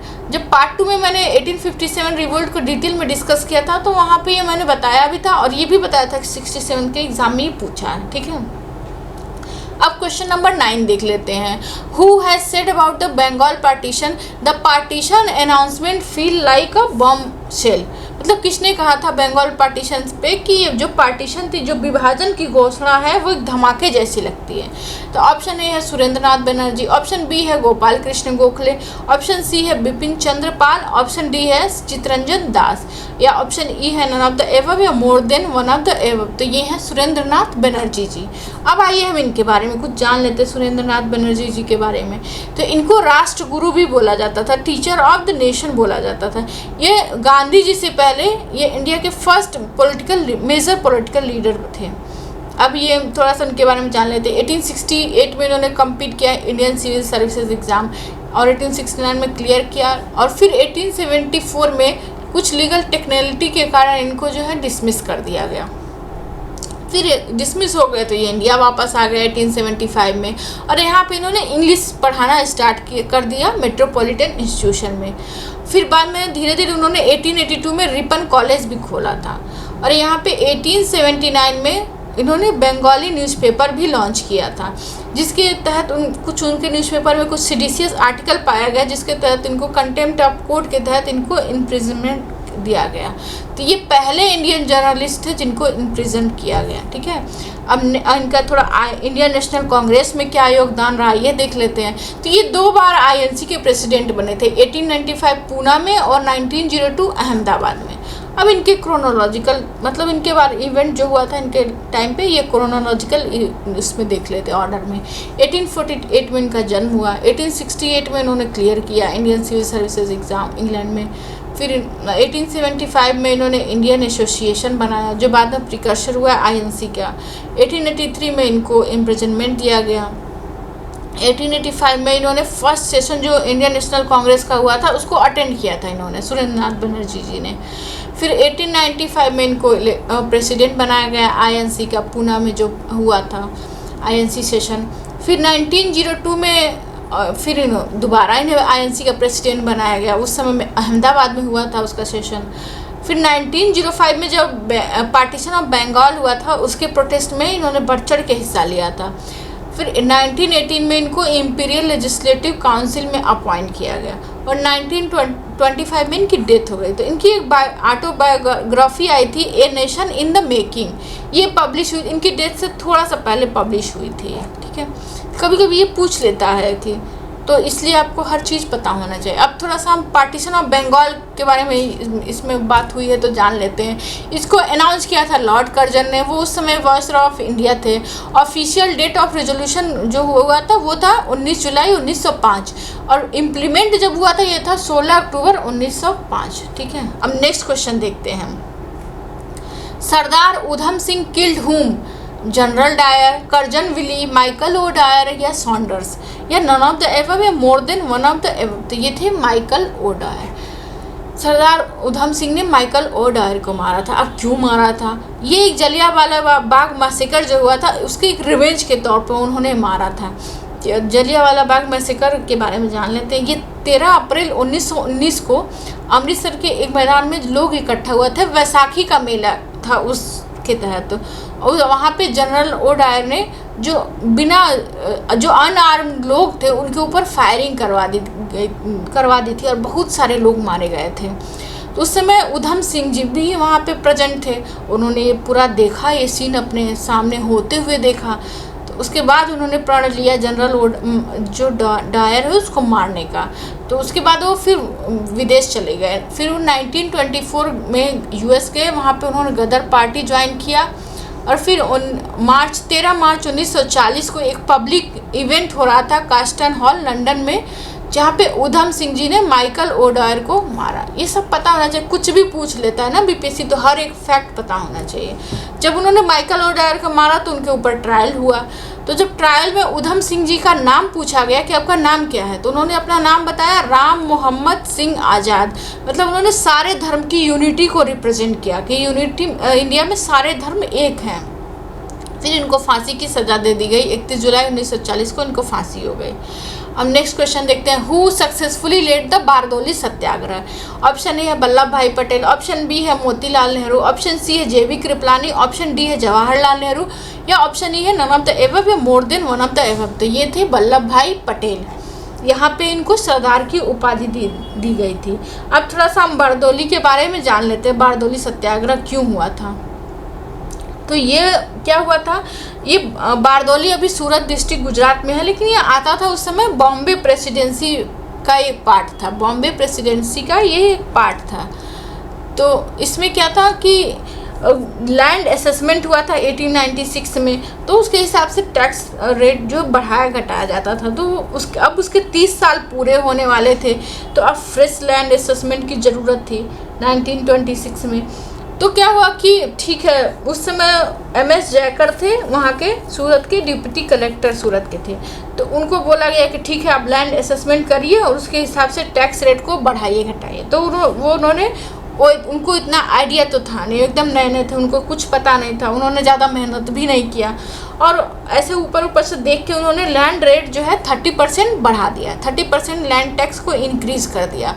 अब उन्होंने ये नहीं देखा कि 1925 में क्रॉप फेल हो गया था लोगों का, FMI आया था, ये सब आया था, लोगों की इनकम डिक्लाइन हो रही है, ये सब उन्होंने कुछ नहीं देखा, उन्होंने 30% लैंड रेट इंक्रीज़ कर दिया। अब फिर लोगों ने डिमांड किया कि नहीं ये तो अनजस्टिफाइड है, एक बारदौली इंक्वायरी कमेटी बनाई जाए, लेकिन गवर्नमेंट ने नहीं माना। फिर ये वहाँ के जो बारदौली के लोग थे वो गांधी जी के पास गए, तो गांधी जी ने बोला अच्छा ठीक है, तो उन्होंने बोला ठीक है। उन्होंने सरदार पटेल जी को भेजा कि जाओ देखो वहाँ क्या है। तो उन्होंने एक कमेटी बनाई जहाँ फिर लोगों ने सर्वे किया, तो पता चला कि हाँ सही बात है, ये लैंड रेट जो 30% वो इंक्रीज़ हुआ है वो अनजस्टिफाइड है। तो उसके समर्थन में उन्होंने बारदौली सत्याग्रह स्टार्ट कर दिया 1928 जनवरी में। उसके बाद उनके समर्थन में कई नेता लोग आए, जैसे के.एम. मुंशी और लालजी नारायण जी ने बॉम्बे लेजिस्लेटिव काउंसिल से रिजाइन कर दिया। अब मूवमेंट एकदम जोर पे था, यहाँ पे महिलाएं भी बढ़ चढ़ के हिस्सा ले रही थी। अब गवर्नमेंट जो थी वो डर गई, अब वो सोच रही थी कि अब इनको सरदार पटेल को कैद कर लिया जाए, उनको इम्प्रिजनमेंट दे दिया जाए, उनको बंदी बनाया जाए, तो इससे मूवमेंट कमज़ोर पड़ता। गांधी जी को थोड़ा सुगबुगाहट हुई, तो फिर गांधी जी जो है 2 अगस्त 1948 को गांधी जी भी बारदौली पहुंच गए। 2 अगस्त 1928 को गांधी जी भी बारदौली पहुंच गए वहाँ पे। अब तो गवर्नमेंट की हालत और ख़राब हो गई, तो फिर फाइनली गवर्नमेंट ने एक गांधी जी की बात मानी और एक मतलब लोगों की बात मानी और एक इंडिपेंडेंट ट्रिब्यूनल बिठाया, जिसमें मेंबर थे मैक्सवेल और ब्रूमफील्ड। उनको बताया, फिर उन्होंने सर्वे किया, फिर उन्होंने बोला हाँ ठीक है 30% जो लैंड टैक्स जो है वो इंक्रीज़ हुआ है, वो नहीं हाइक उतना नहीं होना चाहिए बस, तो उन्होंने 6.03% लैंड हाइक करवाई। ठीक है, ये था बारदौली सत्याग्रह। और जो कॉन्फिस्केटेड लैंड लिया था लोगों से गवर्नमेंट ने उसको रिटर्न भी किया। अब नेक्स्ट क्वेश्चन देख लेते हैं। Who among the following was not a member of cabinet mission sent to India in 1946 AD। 1946 में जो कैबिनेट मिशन आया था इंडिया में, तो कौन जो नीचे दिए हुए नाम है उनमें से कौन उसका मेंबर नहीं था। तो ऑप्शन ए है sir Stafford Cripps, option B है रैमसे मैकडोनल्ड, ऑप्शन सी है एवी अलेक्जेंडर, ऑप्शन डी है लॉर्ड पेंथिक लॉरेंस, और ऑप्शन ई है नन ऑफ द एवम या more than one of the above. तो भाई हमने कैबिनेट मिशन को लगभग 2 से 3 बार जो है हर पार्ट में कहीं न कहीं कैबिनेट मिशन से कुछ न कुछ क्वेश्चन पूछ ही लिया है, तो उसको डिस्कस कर चुके हैं। फिर भी हम लोग रिविजन तो करते रहना है ना, फिर भी हम लोग डिस्कस करेंगे। तो ये तीनों में इनके मेंबर थे कैबिनेट मिशन की। रैमसे मैकडोनल्ड तो उस समय आया था जब राउंड टेबल कॉन्फ्रेंस हो रही थी, तो वो उस समय ब्रिटिश के PM थे, तो ये नहीं थे उसके मेंबर। अब देख लेते हैं कैबिनेट मिशन प्लान। ये आया था 1946 में। ब्रिटिशर्स ने 1946 में डिसाइड किया कि ठीक है अब इंडिया छोड़ देते हैं। अब उसके बाद उन्होंने बोला कि रॉयल म्यूटिनी भी हुई थी और क्विट इंडिया मूवमेंट भी इतना जोरों शोरों पे हुआ था, तो उन्होंने बोला ठीक है अब इंडिया छोड़ देते हैं। तो इस तरह वहाँ पे जो PM थे क्लीमेंट एटली जी, उन्होंने कैबिनेट मिशन भेजा कि ठीक है पॉलिटिकल सेटलमेंट सिक्योर तरीके से कैसे हुआ, कैसे पावर ट्रांसफ़र किया जाए पीसफुली, ये सब देखने के लिए उन्होंने कैबिनेट मिशन भेजा। उस मिशन के मेंबर थे Lord Pethick Lawrence, sir Stafford Cripps और एवी अलेक्जेंडर उस मिशन के मेंबर थे। अब उसके की प्रोविज़न क्या थे, उस कैबिनेट मिशन ने क्या क्या प्रोविज़न बताए। उन्होंने जो मुस्लिम लीग की 2 नेशन थ्योरी थी उसको रिजेक्ट कर दिया और फिर 3 प्रोविंशियल ग्रुप बनाया। ग्रुप ए में हिंदू मेजॉरिटी प्रोविंस होते हैं, ग्रुप बी में मुस्लिम मेजॉरिटी प्रोविंस और ग्रुप सी में बंगाल और असम। फिर उन्होंने कॉन्स्टिट्यूएंट असेंबली भी फॉर्म की जिसमें 389 मेंबर होते, 290 जो थे ब्रिटिश इंडियन प्रोविंस से, 4 जो है चीफ कमिश्नर प्रोविंस से, 93 जो है प्रिंसली स्टेट से, और इनके जो इलेक्शन होते वो इनडायरेक्ट इलेक्शन होते बाया प्रोपोर्शनल रिप्रेजेंटेशन, और सेपरेट कॉन्स्टिट्यूशन बनाया गया हर एक ग्रुप के लिए, और प्रोविंशियल ऑटोनॉमी दे दी गई। यूनियन के सिर्फ 3 सब्जेक्ट पे कंट्रोल था इस तरह से, और इंटरिम गवर्नमेंट का प्रपोजल दिया इन्होंने। ठीक है, ये था। और थोड़ा सा क्विक हाईलाइट जो है इसके बारे में जान लेते हैं। इसको भेजा था क्लीमेंट एटली जी ने कैबिनेट मिशन को, और ये आया इंडिया में 24 मार्च 1946 को। अपने प्लान को उन्होंने रिलीज किया 16 मई 1946 को। इनका कोर एम तो मैंने बताया था, पावर को ट्रांसफ़र करना था पीसफुली विदाउट पार्टीशन, ये सब इनका कोर एम था। पहले कांग्रेस और मुस्लिम लीग दोनों ने एक्सेप्ट किया था, बाद में मुस्लिम लीग ने रिजेक्ट किया और डायरेक्ट एक्शन डे लॉन्च कर दिया, फिर कांग्रेस ने भी अपोज करना स्टार्ट किया। अब नेक्स्ट क्वेश्चन देख लेते हैं। In which year the famous Gandhi Irwin pact took place. Famous जो गांधी इरविन पैक्ट हुआ था वो कौन से ईयर में हुआ था? अभी हमने ऊपर ही डिस्कस किया था गांधी इरविन पैक्ट के बारे में। चलिए अब देख लेते हैं क्वेश्चन के थ्रू। ऑप्शन ए है 1929 एडी, ऑप्शन सी है 1931 एडी, ऑप्शन बी है 1930 एडी, ऑप्शन डी है 1932 एडी और ऑप्शन ई है नन ऑफ द एबव या more than one of the above. तो ये इसका सही है ऑप्शन सी 1931 एडी। अब देख लेते हैं गांधी इरविन पैक्ट के बारे में। इसको दिल्ली पैक्ट भी बोला जाता है और ये साइन हुआ था 5 मार्च 1931 को। इसमें क्या हुआ था, इसका बैकग्राउंड जान लेते हैं क्यों हुआ था। 1930 में सॉल्ट मार्च हुआ था, हमने पढ़ा था। दांडी यात्रा गांधी जी ने की थी। उसके बाद सिविल डिसोबीडियंस मूवमेंट जो है वो बहुत मास गैदरिंग हो गई थी, लोग उसमें बढ़ चढ़ के हिस्सा ले रहे थे। तो ये मतलब सरकार को थोड़ा सा लगा, तो सरकार ने फिर ये गांधी और फिर फर्स्ट राउंड टेबल कॉन्फ्रेंस को भी बाइकआउट किया था इंडियन नेशनल कांग्रेस ने। तो गवर्नमेंट ने बोला ठीक है, अब हम सेकेंड राउंड टेबल कॉन्फ्रेंस का रिस्क नहीं ले सकते, तो पहले नेगोशिएट करते हैं कांग्रेस से। तो उन्होंने गांधी जी को रिलीज किया जेल से 1931 को नेगोशिएशन के लिए। फिर वहाँ पे नेगोशिएशन हुआ महात्मा गांधी और लॉर्ड इरविन के बीच में। इसमें ब्रिटिश ने क्या क्या कंसेशन दिया है कि सॉल्ट मेकिंग पावर इंडियन को दे दी, फिर प्रिजनर्स को रिलीज कर दिया, जो लैंड लिया था उसको रिटर्न कर दिया और जो रिप्रेसिव लॉ था उसको विड्रॉ कर लिया। और कांग्रेस ने बोला ठीक है, हम सेकेंड राउंड टेबल कॉन्फ्रेंस में पार्टिसिपेट करेंगे। और उस समय जो सिविल डिसोबीडियंस मूवमेंट चल रहा था उसको अब सस्पेंड कर दिया कांग्रेस ने। और उन्होंने क्या क्या डिमांड गवर्नमेंट ने, ब्रिटिश ने नहीं मानी। उसमें क्या था, पुलिस का इंक्वायरी, एक्सेस इंक्वायरी और जो भगत सिंह की फांसी थी उसको रोकना, ये सब डिमांड नहीं मानी थी। उसके बाद ही तो भगत सिंह को 23 मार्च 1931 को फांसी दे दी गई थी। ठीक है, अब नेक्स्ट क्वेश्चन देखते हैं। In which session Indian national Congress passed complete independence resolution. अब इंडियन नेशनल कांग्रेस ने कौन से सेशन में कंप्लीट इंडिपेंडेंस रेजोल्यूशन पास किया था? Option A 1920 AD Nagpur, option B है 1924 एडी बेलगांव, ऑप्शन सी है 1929 एडी लाहौर, ऑप्शन डी है 1931 एडी कराची या ऑप्शन ई है नन ऑफ द एबव या more than one of the above. तो इसका सही है ऑप्शन डी 1931 एडी कराची। अब देख लेते हैं एक करके सेशन देते हैं। सबसे पहले सॉरी ऑप्शन सी सही है लाहौर, ऑप्शन सी सही है लाहौर। अब एक एक करके हम सारे सेशन को देखते हैं। लाहौर सेशन में क्या हुआ था, लाहौर सेशन में ही पूर्ण स्वराज को पास किया गया, पूर्ण स्वराज रेजोल्यूशन पास हुआ। उस समय प्रेसिडेंट थे जवाहरलाल नेहरू जी ने और उन्होंने एक सिंबॉलिक इवेंट के तौर पे ट्राई कलर होस्ट किया था रावी रिवर के ऊपर। नेक्स्ट स्टेप था अब इसके बाद सिविल डिसोबीडियंस स्टार्ट करना। उसके बाद ही दांडी मार्च जो है गांधी जी ने स्टार्ट किया था। और इसमें कंप्लीट इंडिपेंडेंस की जो डेट रखी गई वो रखी गई 26 जनवरी 1930 अब मनाया जाता है। अब नागपुर सेशन देख लेते हैं। नागपुर सेशन हुआ था 1920 में। वहाँ पे प्रेसिडेंट, नागपुर में हुआ था, वहाँ पे प्रेसिडेंट थे सी विजय राघव चारियार और वहाँ पे नॉन कॉपरेशन को ऑफिशियली अडॉप्ट किया गया था। और फिर एक CWC कांग्रेस वर्किंग कमेटी बनाई गई थी, लिंग्विस्टिक और रीऑर्गेनाइजेशन बनाए गए थे। यहाँ पे बेसिकली ये हुआ था गांधीयन एरा स्टार्ट हुआ था कांग्रेस में, इंडियन नेशनल कांग्रेस में। ठीक है, अब देख लेते हैं बेलगाम सेशन। वो हुआ था 1924। ये पहला से और एकमात्र ऐसा सेशन है जहाँ पे महात्मा गांधी प्रेसिडेंट रहे।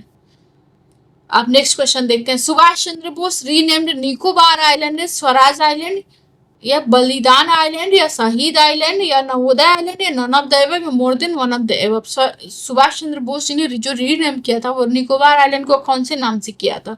तो उन्होंने स्वराज आइलैंड के नाम से किया था। अब आप देख लेते हैं, हम लोग देख लेते हैं सुभाष चंद्र बोस और जो liberation of Andaman and Nicobar island के बारे में ध्यान लेते हैं।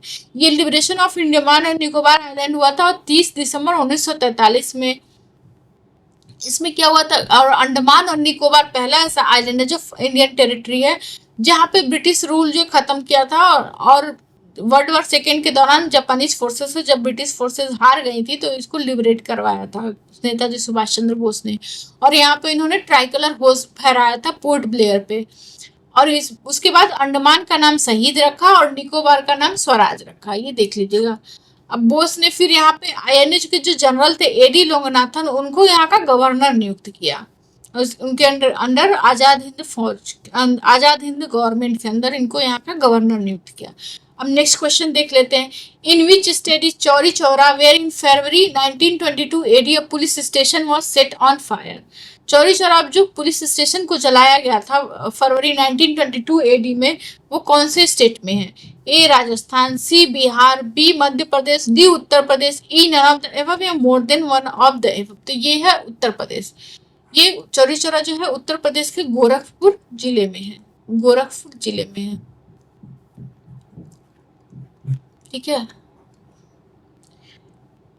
अब देखते हैं 67th बीपीएससी प्री एग्जाम के क्वेश्चन। अब नेक्स्ट क्वेश्चन देखते हैं जिसमें दिया who was the third satyagrahi of individual satyagraha launched by Mahatma Gandhi in 1940। Option A है विनोबा भावे, ऑप्शन बी है जवाहरलाल नेहरू, ऑप्शन सी है राजेंद्र प्रसाद, ऑप्शन डी है ब्रह्मदत्त, ऑप्शन ई है नन ऑफ द एबव या more than one of the above. तो ये ऑप्शन डी सही है, ब्रह्मदत्त है। ये थर्ड सत्याग्रही, थर्ड इंडिविजुअल सत्याग्रही है। फर्स्ट विनोबा भावे तो फर्स्ट थे, जवाहरलाल नेहरू सेकंड थे और ब्रह्मदत्त थर्ड थे, ये थर्ड थे। ठीक है, अब हम थोड़ा सा इंडिविजुअल सत्याग्रह के बारे में जान लेते हैं, वो क्यों लॉन्च हुआ, क्या बैकग्राउंड था, तो ये देख लेते हैं। तो इंडिविजुअल सत्याग्रह क्या हुआ था, उस समय कांग्रेस की जो कंप्लीट इंडिपेंडेंस की डिमांड थी वो रिजेक्ट हो गई थी और सेकेंड वर्ल्ड वॉर स्टार्ट हुआ था 1839 में और इंडियन को इसमें बिना उनके इंडियन लीडर के कंसल्ट किए हुए इंडियंस को जबरदस्ती पार्टिसिपेट कराया गया था। फिर 1840 में अगस्त ऑफर आया था, उस समय बॉस रहे थे लॉर्ड लिनलिथगो।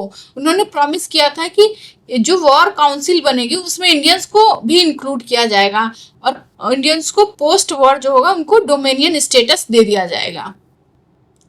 और लेकिन उस समय फिर मीनवाइल उसमें ये भी हो रहा था कि प्रेस पे सेंसरशिप लगाई जा रही थी इंडियंस के, स्पीच रिस्ट्रिक्शन लगाए जा रहे थे इंडियंस पे, तो ये सब भी हो रहा था। अब उस समय गांधी जी बड़े मूवमेंट के मूड में नहीं थे, तो एक छोटा मोटा मूवमेंट चाहते थे जो नॉन वायलेंट हो और एक सिंबॉलिक प्रोटेस्ट टाइप का हो। तब उस समय उन्होंने ये इंडिविजुअल सत्याग्रह लॉन्च किया और फर्स्ट सत्याग्रही बने आचार्य विनोबा भावे, जिन्होंने एंटी वॉर स्पीचेस दिया और फिर इनको अरेस्ट किया गया। दूसरे बने जवाहरलाल नेहरू, तीसरे बने ब्रह्मदत्त, फिर ऐसे ऐसे करके उन्होंने जस सरोजनी नायडू, ये सब लोग धीरे धीरे इंडिविजुअल सत्याग्रह में जुड़ गए और ये इंडिविजुअल सत्याग्रह अगस्त 1941 तक मतलब चलता रहा, कंटिन्यू रहा। अब नेक्स्ट क्वेश्चन देख लेते हैं। Who launched secret radio station during the Quit India movement? A है उषा मेहता, बी सुभद्रा कुमारी चौहान, सी है सुचित्रा कृपलानी, डी है एनी बेसेंट, ई है नन ऑफ द एबव या more than one of the above. तो ये थी उषा मेहता जी। पार्ट 1 में मैंने क्विट इंडिया मूवमेंट को एकदम डिटेल में डिस्कस किया है, जहाँ पे ये बताया भी है और मेंशन भी किया था कि 67th एग्जाम में ये पूछा है। तो ठीक है, अगर आपने पार्ट 1 देखा होगा तो इसको पता चल जाएगा। अब 7th देख लेते हैं। Who is known as frontier Gandhi? Option A है मोहम्मद अली जिन्ना, ऑप्शन बी है शौकत अली, ऑप्शन डी है अबुल कलाम आजाद, ऑप्शन डी है अब्दुल गफ्फार खान, ऑप्शन ई है नन ऑफ द एबव या more than one of the above. तो ये है अबुल गफ्फार खान जी। अब इनके बारे में जान लेते हैं, अबुल गफ्फार खान जी के बारे में। तो इनको फ्रंटियर गांधी भी बोला जाता था और इनका जन्म एक ट्राइबल फैमिली में हुआ था और ये गांधी जी की अहिंसा वाली जो फिलॉसफी थी उससे भी बहुत इंस्पायर थे। और ये 1921 में ये डिस्ट्रिक्ट खिलाफत कमेटी जो नॉर्थ वेस्ट फ्रंटियर प्रोविंस में थी उसके प्रेसिडेंट भी बने थे। अब इनसे रिलेटेड की मूवमेंट और इनका कंट्रीब्यूशन जान लेते हैं। तो इनका ये था 1919 में सबसे पहले इनकी पॉलिटिकल एंट्री हुई, जो रॉलेट एक्ट एजिटेशन हुआ था 1919 में, उसमें हुई थी और यहाँ पे गांधी जी से मिले थे। फिर खिलाफत मूवमेंट में भी इन्होंने पार्टिसिपेट किया था। फिर 1929 में इन्होंने रेड शर्ट मूवमेंट फाउंड किया, जिसको खुदाई खिदमत गार भी बोला जाता है। उसमें क्या था, उसमें कोड था मेन के लिए, जो मेल के लिए ड्रेस कोड था रेड और फीमेल के लिए था ब्लैक था फीमेल के लिए। इस खुदाई खिदमतगार मूवमेंट में मेल के लिए रेड और फीमेल के लिए ब्लैक, ये ड्रेस कोड था इनका। ठीक है, अब नेक्स्ट क्वेश्चन देखते हैं। वेयर वॉज झांसी की रानी लक्ष्मीबाई डाइड? ए दिया Lucknow, B Kanpur, C Gwalior, D Jhansi या E none of the above या more than one of the above. तो ये ग्वालियर। जब पार्ट 2 में मैंने 1857 रिवोल्ट को डिटेल में डिस्कस किया था तो वहां पे ये मैंने बताया भी था और ये भी बताया था कि 67 के एग्जाम में ही पूछा है। ठीक है, अब क्वेश्चन नंबर 9 देख लेते हैं। Who has said about the Bengal partition the partition announcement feel like a bombshell. मतलब किसने कहा था बंगाल पार्टीशन पे कि ये जो पार्टीशन थी, जो विभाजन की घोषणा है, वो एक धमाके जैसी लगती है। तो ऑप्शन ए है सुरेंद्र नाथ बनर्जी, ऑप्शन बी है गोपाल कृष्ण गोखले, ऑप्शन सी है बिपिन चंद्र पाल, ऑप्शन डी है चितरंजन दास, या ऑप्शन ई है नन ऑफ द एबव या more than one of the above. तो ये है सुरेंद्र नाथ बनर्जी जी। अब आइए हम इनके बारे में कुछ जान लेते हैं, सुरेंद्र नाथ बनर्जी जी के बारे में। तो इनको राष्ट्र गुरु भी बोला जाता था, टीचर ऑफ द नेशन बोला जाता था। ये गांधी जी से पहले ये इंडिया के फर्स्ट मेजर पॉलिटिकल लीडर थे। अब ये थोड़ा सा उनके बारे में जान लेते हैं। 1868 में इन्होंने कम्पीट किया इंडियन सिविल सर्विसेज एग्जाम और 1869 में क्लियर किया, और फिर 1874 में कुछ लीगल टेक्निकलिटी के कारण इनको जो है डिसमिस कर दिया गया। फिर डिसमिस हो गए तो ये इंडिया वापस आ गए 1875 में, और यहाँ पे इन्होंने इंग्लिश पढ़ाना स्टार्ट कर दिया मेट्रोपॉलिटन इंस्टीट्यूशन में। फिर बाद में धीरे धीरे उन्होंने 1882 में रिपन कॉलेज भी खोला था, और यहाँ पे 1879 में इन्होंने बंगाली न्यूज़पेपर भी लॉन्च किया था, जिसके तहत कुछ उनके न्यूज़पेपर में कुछ सीडिशियस आर्टिकल पाया गया, जिसके तहत इनको कंटेम्प्ट ऑफ कोर्ट के तहत इनको इम्प्रिजनमेंट दिया गया। तो ये पहले इंडियन जर्नलिस्ट थे जिनको इम्प्रिजन किया गया। ठीक है, अब इनका थोड़ा इंडियन नेशनल कांग्रेस में क्या योगदान रहा ये देख लेते हैं। तो ये 2 बार आईएनसी के प्रेसिडेंट बने थे, 1895 पूना में और 1902 अहमदाबाद में। अब इनके क्रोनोलॉजिकल मतलब इनके बार इवेंट जो हुआ था इनके टाइम पे, ये क्रोनोलॉजिकल इसमें देख लेते हैं ऑर्डर में। 1848 में इनका जन्म हुआ, 1868 में इन्होंने क्लियर किया Indian civil services exam England में। फिर 1875 में इन्होंने इंडियन एसोसिएशन बनाया, जो बाद में प्रिकर्सर हुआ आईएनसी का। 1883 में इनको इम्प्रिजनमेंट दिया गया। 1885 में इन्होंने फर्स्ट सेशन जो इंडियन नेशनल कांग्रेस का हुआ था उसको अटेंड किया था इन्होंने, सुरेंद्र नाथ बनर्जी जी ने। फिर 1895 में इनको प्रेसिडेंट बनाया गया आईएनसी का, पूना में जो हुआ था आईएनसी सेशन। फिर 1902 में फिर दोबारा इन्हें आईएनसी का प्रेसिडेंट बनाया गया, उस समय में अहमदाबाद में हुआ था उसका सेशन। फिर 1905 में जब पार्टीशन ऑफ बंगाल हुआ था उसके प्रोटेस्ट में इन्होंने बढ़ चढ़ के हिस्सा लिया था। फिर 1918 में इनको इंपीरियल लेजिस्लेटिव काउंसिल में अपॉइंट किया गया, और 1925 में इनकी डेथ हो गई। तो इनकी एक ऑटोबायोग्राफी आई थी, a nation in the making, ये पब्लिश हुई, इनकी डेथ से थोड़ा सा पहले पब्लिश हुई थी। ठीक है, कभी कभी ये पूछ लेता है कि, तो इसलिए आपको हर चीज पता होना चाहिए। अब थोड़ा सा हम पार्टीशन ऑफ बंगाल के बारे में इसमें बात हुई है तो जान लेते हैं। इसको अनाउंस किया था लॉर्ड कर्जन ने, वो उस समय वायसरॉय ऑफ इंडिया थे। ऑफिशियल डेट ऑफ रेजोल्यूशन जो हुआ था वो था 19 जुलाई 1905, और इम्प्लीमेंट जब हुआ था ये था 16 अक्टूबर 1905। ठीक है, अब नेक्स्ट क्वेश्चन देखते हैं। Sardar Udham Singh killed whom, general Dyer, Curzon Wyllie, Michael O'Dwyer या सॉन्डर्स, या नन ऑफ द एबव या more than one of the above. तो ये थे Michael O'Dwyer. Sardar Udham Singh ने माइकल ओ डायर को मारा था। अब क्यों मारा था? ये एक जलियांवाला बाग मैसेकर जो हुआ था उसके एक रिवेंज के तौर पर उन्होंने मारा था। जलियांवाला बाग मैसेकर के बारे में जान लेते हैं। ये 13 अप्रैल 1919 को अमृतसर के एक मैदान में लोग इकट्ठा हुए थे, वैसाखी का मेला था उसके तहत। और वहां पे जनरल ओ डायर ने जो अनआर्म्ड लोग थे उनके ऊपर फायरिंग करवा दी थी, और बहुत सारे लोग मारे गए थे।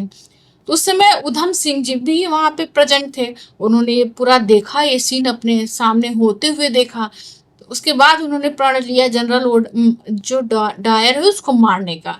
तो उसके बाद वो फिर विदेश चले गए। फिर 1924 में यूएस गए, वहां पे उन्होंने गदर पार्टी ज्वाइन किया, और फिर 13 मार्च 1940 को एक पब्लिक इवेंट हो रहा था कास्टन हॉल लंदन में, जहाँ पे उधम सिंह जी ने माइकल ओ डायर को मारा। ये सब पता होना चाहिए, कुछ भी पूछ लेता है ना बीपीएससी, तो हर एक फैक्ट पता होना चाहिए।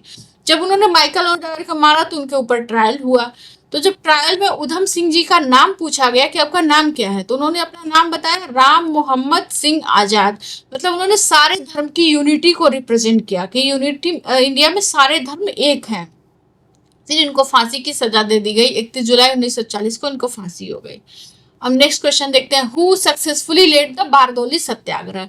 ऑप्शन ए है वल्लभ भाई पटेल, ऑप्शन बी है मोतीलाल नेहरू, ऑप्शन सी है जेबी कृपलानी, ऑप्शन डी है जवाहरलाल नेहरू, या ऑप्शन ई है नन ऑफ द एबव या more than one of the above. तो ये थे वल्लभ भाई पटेल, यहाँ पे इनको सरदार की उपाधि दी गई थी।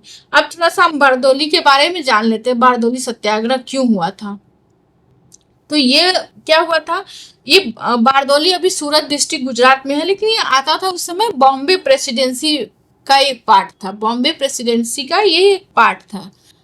तो इसमें क्या था कि लैंड असेसमेंट हुआ था 1896 में, तो उसके हिसाब से टैक्स रेट जो बढ़ाया घटाया जाता था। तो अब उसके 30 साल पूरे होने वाले थे, तो अब फ्रेश लैंड असेसमेंट की जरूरत थी 1926 में। तो क्या हुआ कि ठीक है, उस समय MS जयकर थे वहाँ के, सूरत के डिप्टी कलेक्टर सूरत के थे, तो उनको बोला गया कि ठीक है आप लैंड असेसमेंट करिए और उसके हिसाब से टैक्स रेट को बढ़ाइए घटाइए। तो उन्होंने उनको इतना आइडिया तो था नहीं, एकदम नए नए थे, उनको कुछ पता नहीं था, उन्होंने ज़्यादा मेहनत भी नहीं किया, और ऐसे ऊपर ऊपर से देख के उन्होंने लैंड रेट जो है 30% बढ़ा दिया, 30% लैंड टैक्स को इंक्रीज कर दिया। अब उन्होंने ये नहीं देखा कि 1925 में क्रॉप फेल हो गया था लोगों का, FMI आया था, ये सब आया था, लोगों की इनकम डिक्लाइन हो रही है, ये सब उन्होंने कुछ नहीं देखा, उन्होंने 30% लैंड रेट इंक्रीज कर दिया। अब फिर लोगों ने डिमांड किया कि नहीं ये तो अनजस्टिफाइड है, एक बारदौली इंक्वायरी कमेटी बनाई जाए, लेकिन गवर्नमेंट ने नहीं माना। फिर ये वहाँ के जो बारदौली के लोग थे वो गांधी जी के पास गए, तो गांधी जी ने बोला अच्छा ठीक है, तो उन्होंने बोला ठीक है, उन्होंने सरदार पटेल जी को भेजा कि जाओ देखो वहाँ क्या है। तो उन्होंने एक कमिटी बनाई जहाँ फिर लोगों ने सर्वे किया, तो पता चला कि हाँ सही बात है, ये लैंड रेट जो 30% वो इंक्रीज हुआ है वो अनजस्टिफाइड है। तो उसके समर्थन में उन्होंने बारदौली सत्याग्रह स्टार्ट कर दिया 1928 जनवरी में। उसके बाद उनके समर्थन में कई नेता लोग आए, जैसे KM मुंशी और लालजी नारायण जी ने बॉम्बे लेजिस्लेटिव काउंसिल से रिजाइन कर दिया। अब मूवमेंट एकदम जोर पे था, यहाँ पे महिलाएं भी बढ़ चढ़ के हिस्सा ले रही थी। अब गवर्नमेंट जो थी वो डर गई, अब वो सोच रही थी कि अब इनको सरदार पटेल को कैद कर लिया जाए, उनको इम्प्रिजनमेंट दे दिया जाए, उनको बंदी बनाया जाए। तो इससे मूवमेंट कमजोर पड़ता है, गांधी जी को थोड़ा सुगबुगाहट हुई। तो फिर गांधी जी जो है 2 अगस्त 1948 को गांधी जी भी बारदौली पहुंच गए। 2 अगस्त 1948 को 1928 को गांधी जी भी बारदौली पहुंच गए वहां पे। अब तो गवर्नमेंट की हालत और खराब हो गई। तो फिर फाइनली गवर्नमेंट ने एक गांधी जी की बात मानी और एक मतलब लोगों की बात मानी और एक इंडिपेंडेंट ट्रिब्यूनल बिठाया, जिसमें मेंबर थे मैक्सवेल और ब्रूमफील्ड। उनको बताया, फिर उन्होंने सर्वे किया, फिर उन्होंने बोला हाँ ठीक है 30% जो लैंड टैक्स जो है वो इंक्रीज हुआ है वो नहीं, हाइक उतना नहीं होना चाहिए बस। तो उन्होंने 6.03% लैंड हाइक करवाई। ठीक है, ये था बारदौली सत्याग्रह। और जो कॉन्फिस्केटेड लैंड लिया था लोगों से गवर्नमेंट ने उसको रिटर्न भी किया। अब नेक्स्ट क्वेश्चन देख लेते हैं, who among the following was not a member of cabinet mission sent to India in 1946 AD। 1946 में जो कैबिनेट मिशन आया था इंडिया में, तो कौन जो नीचे दिए हुए नाम है उनमें से कौन उसका मेंबर नहीं था। ऑप्शन ए है sir Stafford Cripps, option B है रैमसे मैकडोनल्ड, ऑप्शन सी है एवी अलेक्जेंडर, ऑप्शन डी है लॉर्ड पेंथिक लॉरेंस, और ऑप्शन ई है नन ऑफ द एबव या more than one of the above. तो भाई हमने कैबिनेट मिशन को लगभग 2 से 3 बार जो है हर पार्ट में कहीं कहीं कैबिनेट मिशन से कुछ ना कुछ क्वेश्चन पूछ ही लिया है, तो उसको डिस्कस कर चुके हैं। फिर भी हम लोग रिवीजन तो करते रहना है ना, फिर भी हम लोग डिस्कस करेंगे। तो ये तीनों इनके मेंबर थे कैबिनेट मिशन की। रैमसे मैकडोनल्ड तो उस समय आए थे जब राउंड टेबल कॉन्फ्रेंस हो रही थी, तो वो उस समय ब्रिटिश के PM थे, तो ये नहीं थे उसके मेंबर। अब देख लेते हैं कैबिनेट मिशन प्लान। ये आया था 1946 में। ब्रिटिशर्स ने 1946 में डिसाइड किया कि ठीक है अब इंडिया छोड़ देते हैं। अब उसके बाद उन्होंने बोला कि रॉयल म्यूटिनी भी हुई थी और क्विट इंडिया मूवमेंट भी इतना जोरों शोरों पे हुआ था, तो उन्होंने बोला ठीक है अब इंडिया छोड़ देते हैं। तो इस तरह वहां पे जो पीएम थे क्लीमेंट एटली जी, उन्होंने कैबिनेट मिशन भेजा कि ठीक है पॉलिटिकल सेटलमेंट सिक्योर तरीके से कैसे हुआ, कैसे पावर ट्रांसफर किया जाए पीसफुली, ये सब देखने के लिए उन्होंने कैबिनेट मिशन भेजा। उस मिशन के मेंबर थे Lord Pethick Lawrence, sir Stafford Cripps और एवी अलेक्जेंडर उस मिशन के मेंबर थे। अब उसके की प्रोविजन क्या थे, उस कैबिनेट मिशन ने क्या क्या प्रोविजन बताए। उन्होंने जो मुस्लिम लीग की 2 नेशन थ्योरी थी उसको रिजेक्ट कर दिया और फिर 3 प्रोविंशियल ग्रुप बनाया। ग्रुप ए में हिंदू मेजोरिटी प्रोविंस होते हैं, ग्रुप बी में मुस्लिम मेजोरिटी प्रोविंस और ग्रुप सी में बंगाल और असम।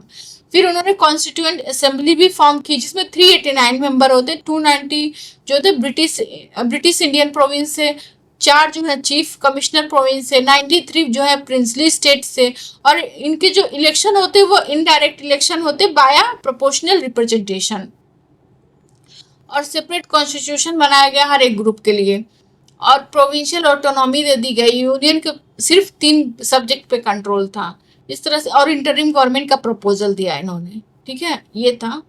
अब थोड़ा सा क्विक हाईलाइट जो है इसके बारे में जान लेते हैं। इसको भेजा था क्लीमेंट एटली जी ने कैबिनेट मिशन को, और ये आया इंडिया में 24 मार्च 1946 को। अपने प्लान को उन्होंने रिलीज किया 16 मई 1946 को। इनका कोर एम तो मैंने बताया था, पावर को ट्रांसफर करना था पीसफुली विदाउट पार्टीशन, ये सब इनका कोर एम था। पहले कांग्रेस और मुस्लिम लीग दोनों ने एक्सेप्ट किया था, बाद में मुस्लिम लीग ने रिजेक्ट किया और डायरेक्ट एक्शन डे लॉन्च कर दिया, फिर कांग्रेस ने भी अपोज करना स्टार्ट किया। अब नेक्स्ट क्वेश्चन देख लेते हैं। In which year the famous Gandhi Irwin pact took place. Famous जो गांधी इरविन पैक्ट हुआ था वो कौन से ईयर में हुआ था? अभी हमने ऊपर ही डिस्कस किया था गांधी इरविन पैक्ट के बारे में। चलिए अब देख लेते हैं क्वेश्चन के थ्रू। ऑप्शन ए है 1929 एडी, ऑप्शन सी है 1931 एडी, ऑप्शन बी है 1930 एडी, ऑप्शन डी है 1932 एडी, और ऑप्शन ई है नन ऑफ द एबव या more than one of the above. तो ये इसका सही है ऑप्शन सी 1931 एडी। अब देख लेते हैं गांधी इरविन पैक्ट के बारे में। इसको दिल्ली पैक्ट भी बोला जाता है और ये साइन हुआ था 5 मार्च 1931 को। इसमें क्या हुआ था, इसका बैकग्राउंड जान लेते हैं क्यों हुआ था। 1930 में सॉल्ट मार्च हुआ था, हमने पढ़ा था। दांडी यात्रा गांधी जी ने की थी। उसके बाद सिविल डिसोबीडियंस मूवमेंट जो है वो बहुत मास गैदरिंग हुई थी, लोग उसमें बढ़ चढ़ के हिस्सा ले रहे थे। तो ये मतलब सरकार को थोड़ा सा लगा, तो सरकार ने फिर ये गांधी और फिर फर्स्ट राउंड टेबल कॉन्फ्रेंस को भी बाइकआउट किया था इंडियन नेशनल कांग्रेस ने। तो गवर्नमेंट ने बोला ठीक है अब हम सेकेंड राउंड टेबल कॉन्फ्रेंस का रिस्क नहीं ले सकते, तो पहले नेगोशिएट करते हैं कांग्रेस से। तो उन्होंने गांधी जी को रिलीज किया जेल से 1931 को नेगोशिएशन के लिए। फिर वहां पे नेगोशिएशन हुआ महात्मा गांधी और लॉर्ड इरविन के बीच में। इसमें ब्रिटिश ने क्या क्या कंसेशन दिया है कि सॉल्ट मेकिंग पावर इंडियन को दे दी, फिर प्रिजनर्स को रिलीज कर दिया, जो लैंड लिया था उसको रिटर्न कर दिया, और जो रिप्रेसिव लॉ था उसको विड्रॉ कर लिया। और कांग्रेस ने बोला ठीक है हम सेकेंड राउंड टेबल कॉन्फ्रेंस में पार्टिसिपेट करेंगे, और उस समय जो सिविल डिसोबीडियंस मूवमेंट चल रहा था उसको अब सस्पेंड कर दिया कांग्रेस ने। और उन्होंने क्या क्या डिमांड गवर्नमेंट ने, ब्रिटिश ने नहीं मानी। उसमें क्या था, पुलिस का इंक्वायरी, एक्सेस इंक्वायरी, और जो भगत सिंह की फांसी थी उसको रोकना, ये सब डिमांड नहीं मानी थी। उसके बाद ही तो भगत सिंह को 23 मार्च 1931 को फांसी दे दी गई थी। ठीक है, अब नेक्स्ट क्वेश्चन देखते हैं। In which session Indian national Congress passed complete independence resolution. अब इंडियन नेशनल कांग्रेस ने कौन से सेशन में कंप्लीट इंडिपेंडेंस रेजोल्यूशन पास किया था? Option A 1920 AD Nagpur, option B है 1924 एडी बेलगांव, ऑप्शन सी है 1929 एडी लाहौर, ऑप्शन डी है 1931 एडी कराची, या ऑप्शन ई है नन ऑफ द एबव या more than one of the above. तो इसका सही है ऑप्शन डी 1931 एडी कराची। अब देख लेते हैं एक करके सेशन देते हैं। सबसे पहले सॉरी ऑप्शन सी सही है लाहौर, ऑप्शन सी सही है लाहौर। अब एक करके हम सारे सेशन को देखते हैं। लाहौर सेशन में क्या हुआ था, लाहौर सेशन में ही पूर्ण स्वराज को पास किया गया, पूर्ण स्वराज रेजोल्यूशन पास हुआ। उस समय प्रेसिडेंट थे जवाहरलाल नेहरू जी ने, और उन्होंने एक सिंबॉलिक इवेंट के तौर पे ट्राई कलर होस्ट किया था रावी रिवर के ऊपर। नेक्स्ट स्टेप था अब इसके बाद सिविल डिसोबीडियंस स्टार्ट करना। उसके बाद ही दांडी मार्च जो है गांधी जी ने स्टार्ट किया था। और इसमें कंप्लीट इंडिपेंडेंस की जो डेट रखी गई वो रखी गई 26 जनवरी 1930। इसीलिए तो फिर बाद में 26 जनवरी को इंडिपेंडेंस डे मनाया गया, अब मनाया जाता है। अब नागपुर सेशन देख लेते हैं। नागपुर सेशन हुआ था 1920 में। वहां पे प्रेसिडेंट, नागपुर में हुआ था, वहां पे प्रेसिडेंट थे सी विजय राघव चारियार, और वहां पे नॉन कॉपरेशन को ऑफिशियली अडॉप्ट किया गया था। और फिर एक CWC कांग्रेस वर्किंग कमेटी बनाई गई थी, लिंग्विस्टिक और रीऑर्गेनाइजेशन बनाए गए थे। यहाँ पे बेसिकली ये हुआ था, गांधीयन एरा स्टार्ट हुआ था कांग्रेस में, इंडियन नेशनल कांग्रेस में, ठीक है। अब देख लेते हैं बेलगाम सेशन, वो हुआ था 1924। ये पहला से और एकमात्र ऐसा सेशन है जहां पे महात्मा गांधी प्रेसिडेंट रहे। अब नेक्स्ट क्वेश्चन देखते हैं। Subhash Chandra Bose renamed Nicobar island Swaraj island, या बलिदान आइलैंड, या शहीद आइलैंड, या नवोदय आइलैंड, या none of the above, more than one of the above. Subhash Chandra Bose ji ने जो रीनेम किया था वो निकोबार आइलैंड को कौन से नाम से किया था? तो उन्होंने स्वराज आइलैंड के नाम से किया था। अब आप देख लेते हैं, हम लोग देख लेते हैं सुभाष चंद्र बोस और जो liberation of Andaman and Nicobar island के बारे में ध्यान देते हैं। ये liberation of Andaman and Nicobar island हुआ था 30 दिसंबर 1943 में। इसमें क्या हुआ था, और अंडमान और निकोबार पहला ऐसा आइलैंड है जो इंडियन टेरिटरी है जहाँ पे ब्रिटिश रूल जो खत्म किया था, और वर्ल्ड वॉर सेकेंड के दौरान जापानीज फोर्सेस से जब ब्रिटिश फोर्सेस हार गई थी तो इसको लिबरेट करवाया था नेताजी सुभाष चंद्र बोस ने। और यहाँ पे इन्होंने ट्राइकलर होस्ट फहराया था पोर्ट ब्लेयर पे। और उसके बाद अंडमान का नाम शहीद रखा और निकोबार का नाम स्वराज रखा, ये देख लीजिएगा। अब बोस ने फिर यहाँ पे INA के जो जनरल थे AD लोंगनाथन, उनको यहाँ का गवर्नर नियुक्त किया। उनके अंडर आजाद हिंद फौज, आजाद हिंद गवर्नमेंट के अंदर इनको यहाँ का गवर्नर नियुक्त किया। अब नेक्स्ट क्वेश्चन देख लेते हैं। In which state is Chauri Chaura where in February 1922 AD a police station was set on fire? Chauri Chaura जो पुलिस स्टेशन को जलाया गया था फरवरी 1922 AD में, वो कौन से स्टेट में है? A Rajasthan, C Bihar, B Madhya Pradesh, D Uttar Pradesh, E none of the above, या more than one of the above. तो ये है उत्तर प्रदेश। ये चौरी चौरा जो है उत्तर प्रदेश के गोरखपुर जिले में है, गोरखपुर जिले में है, ठीक है। अब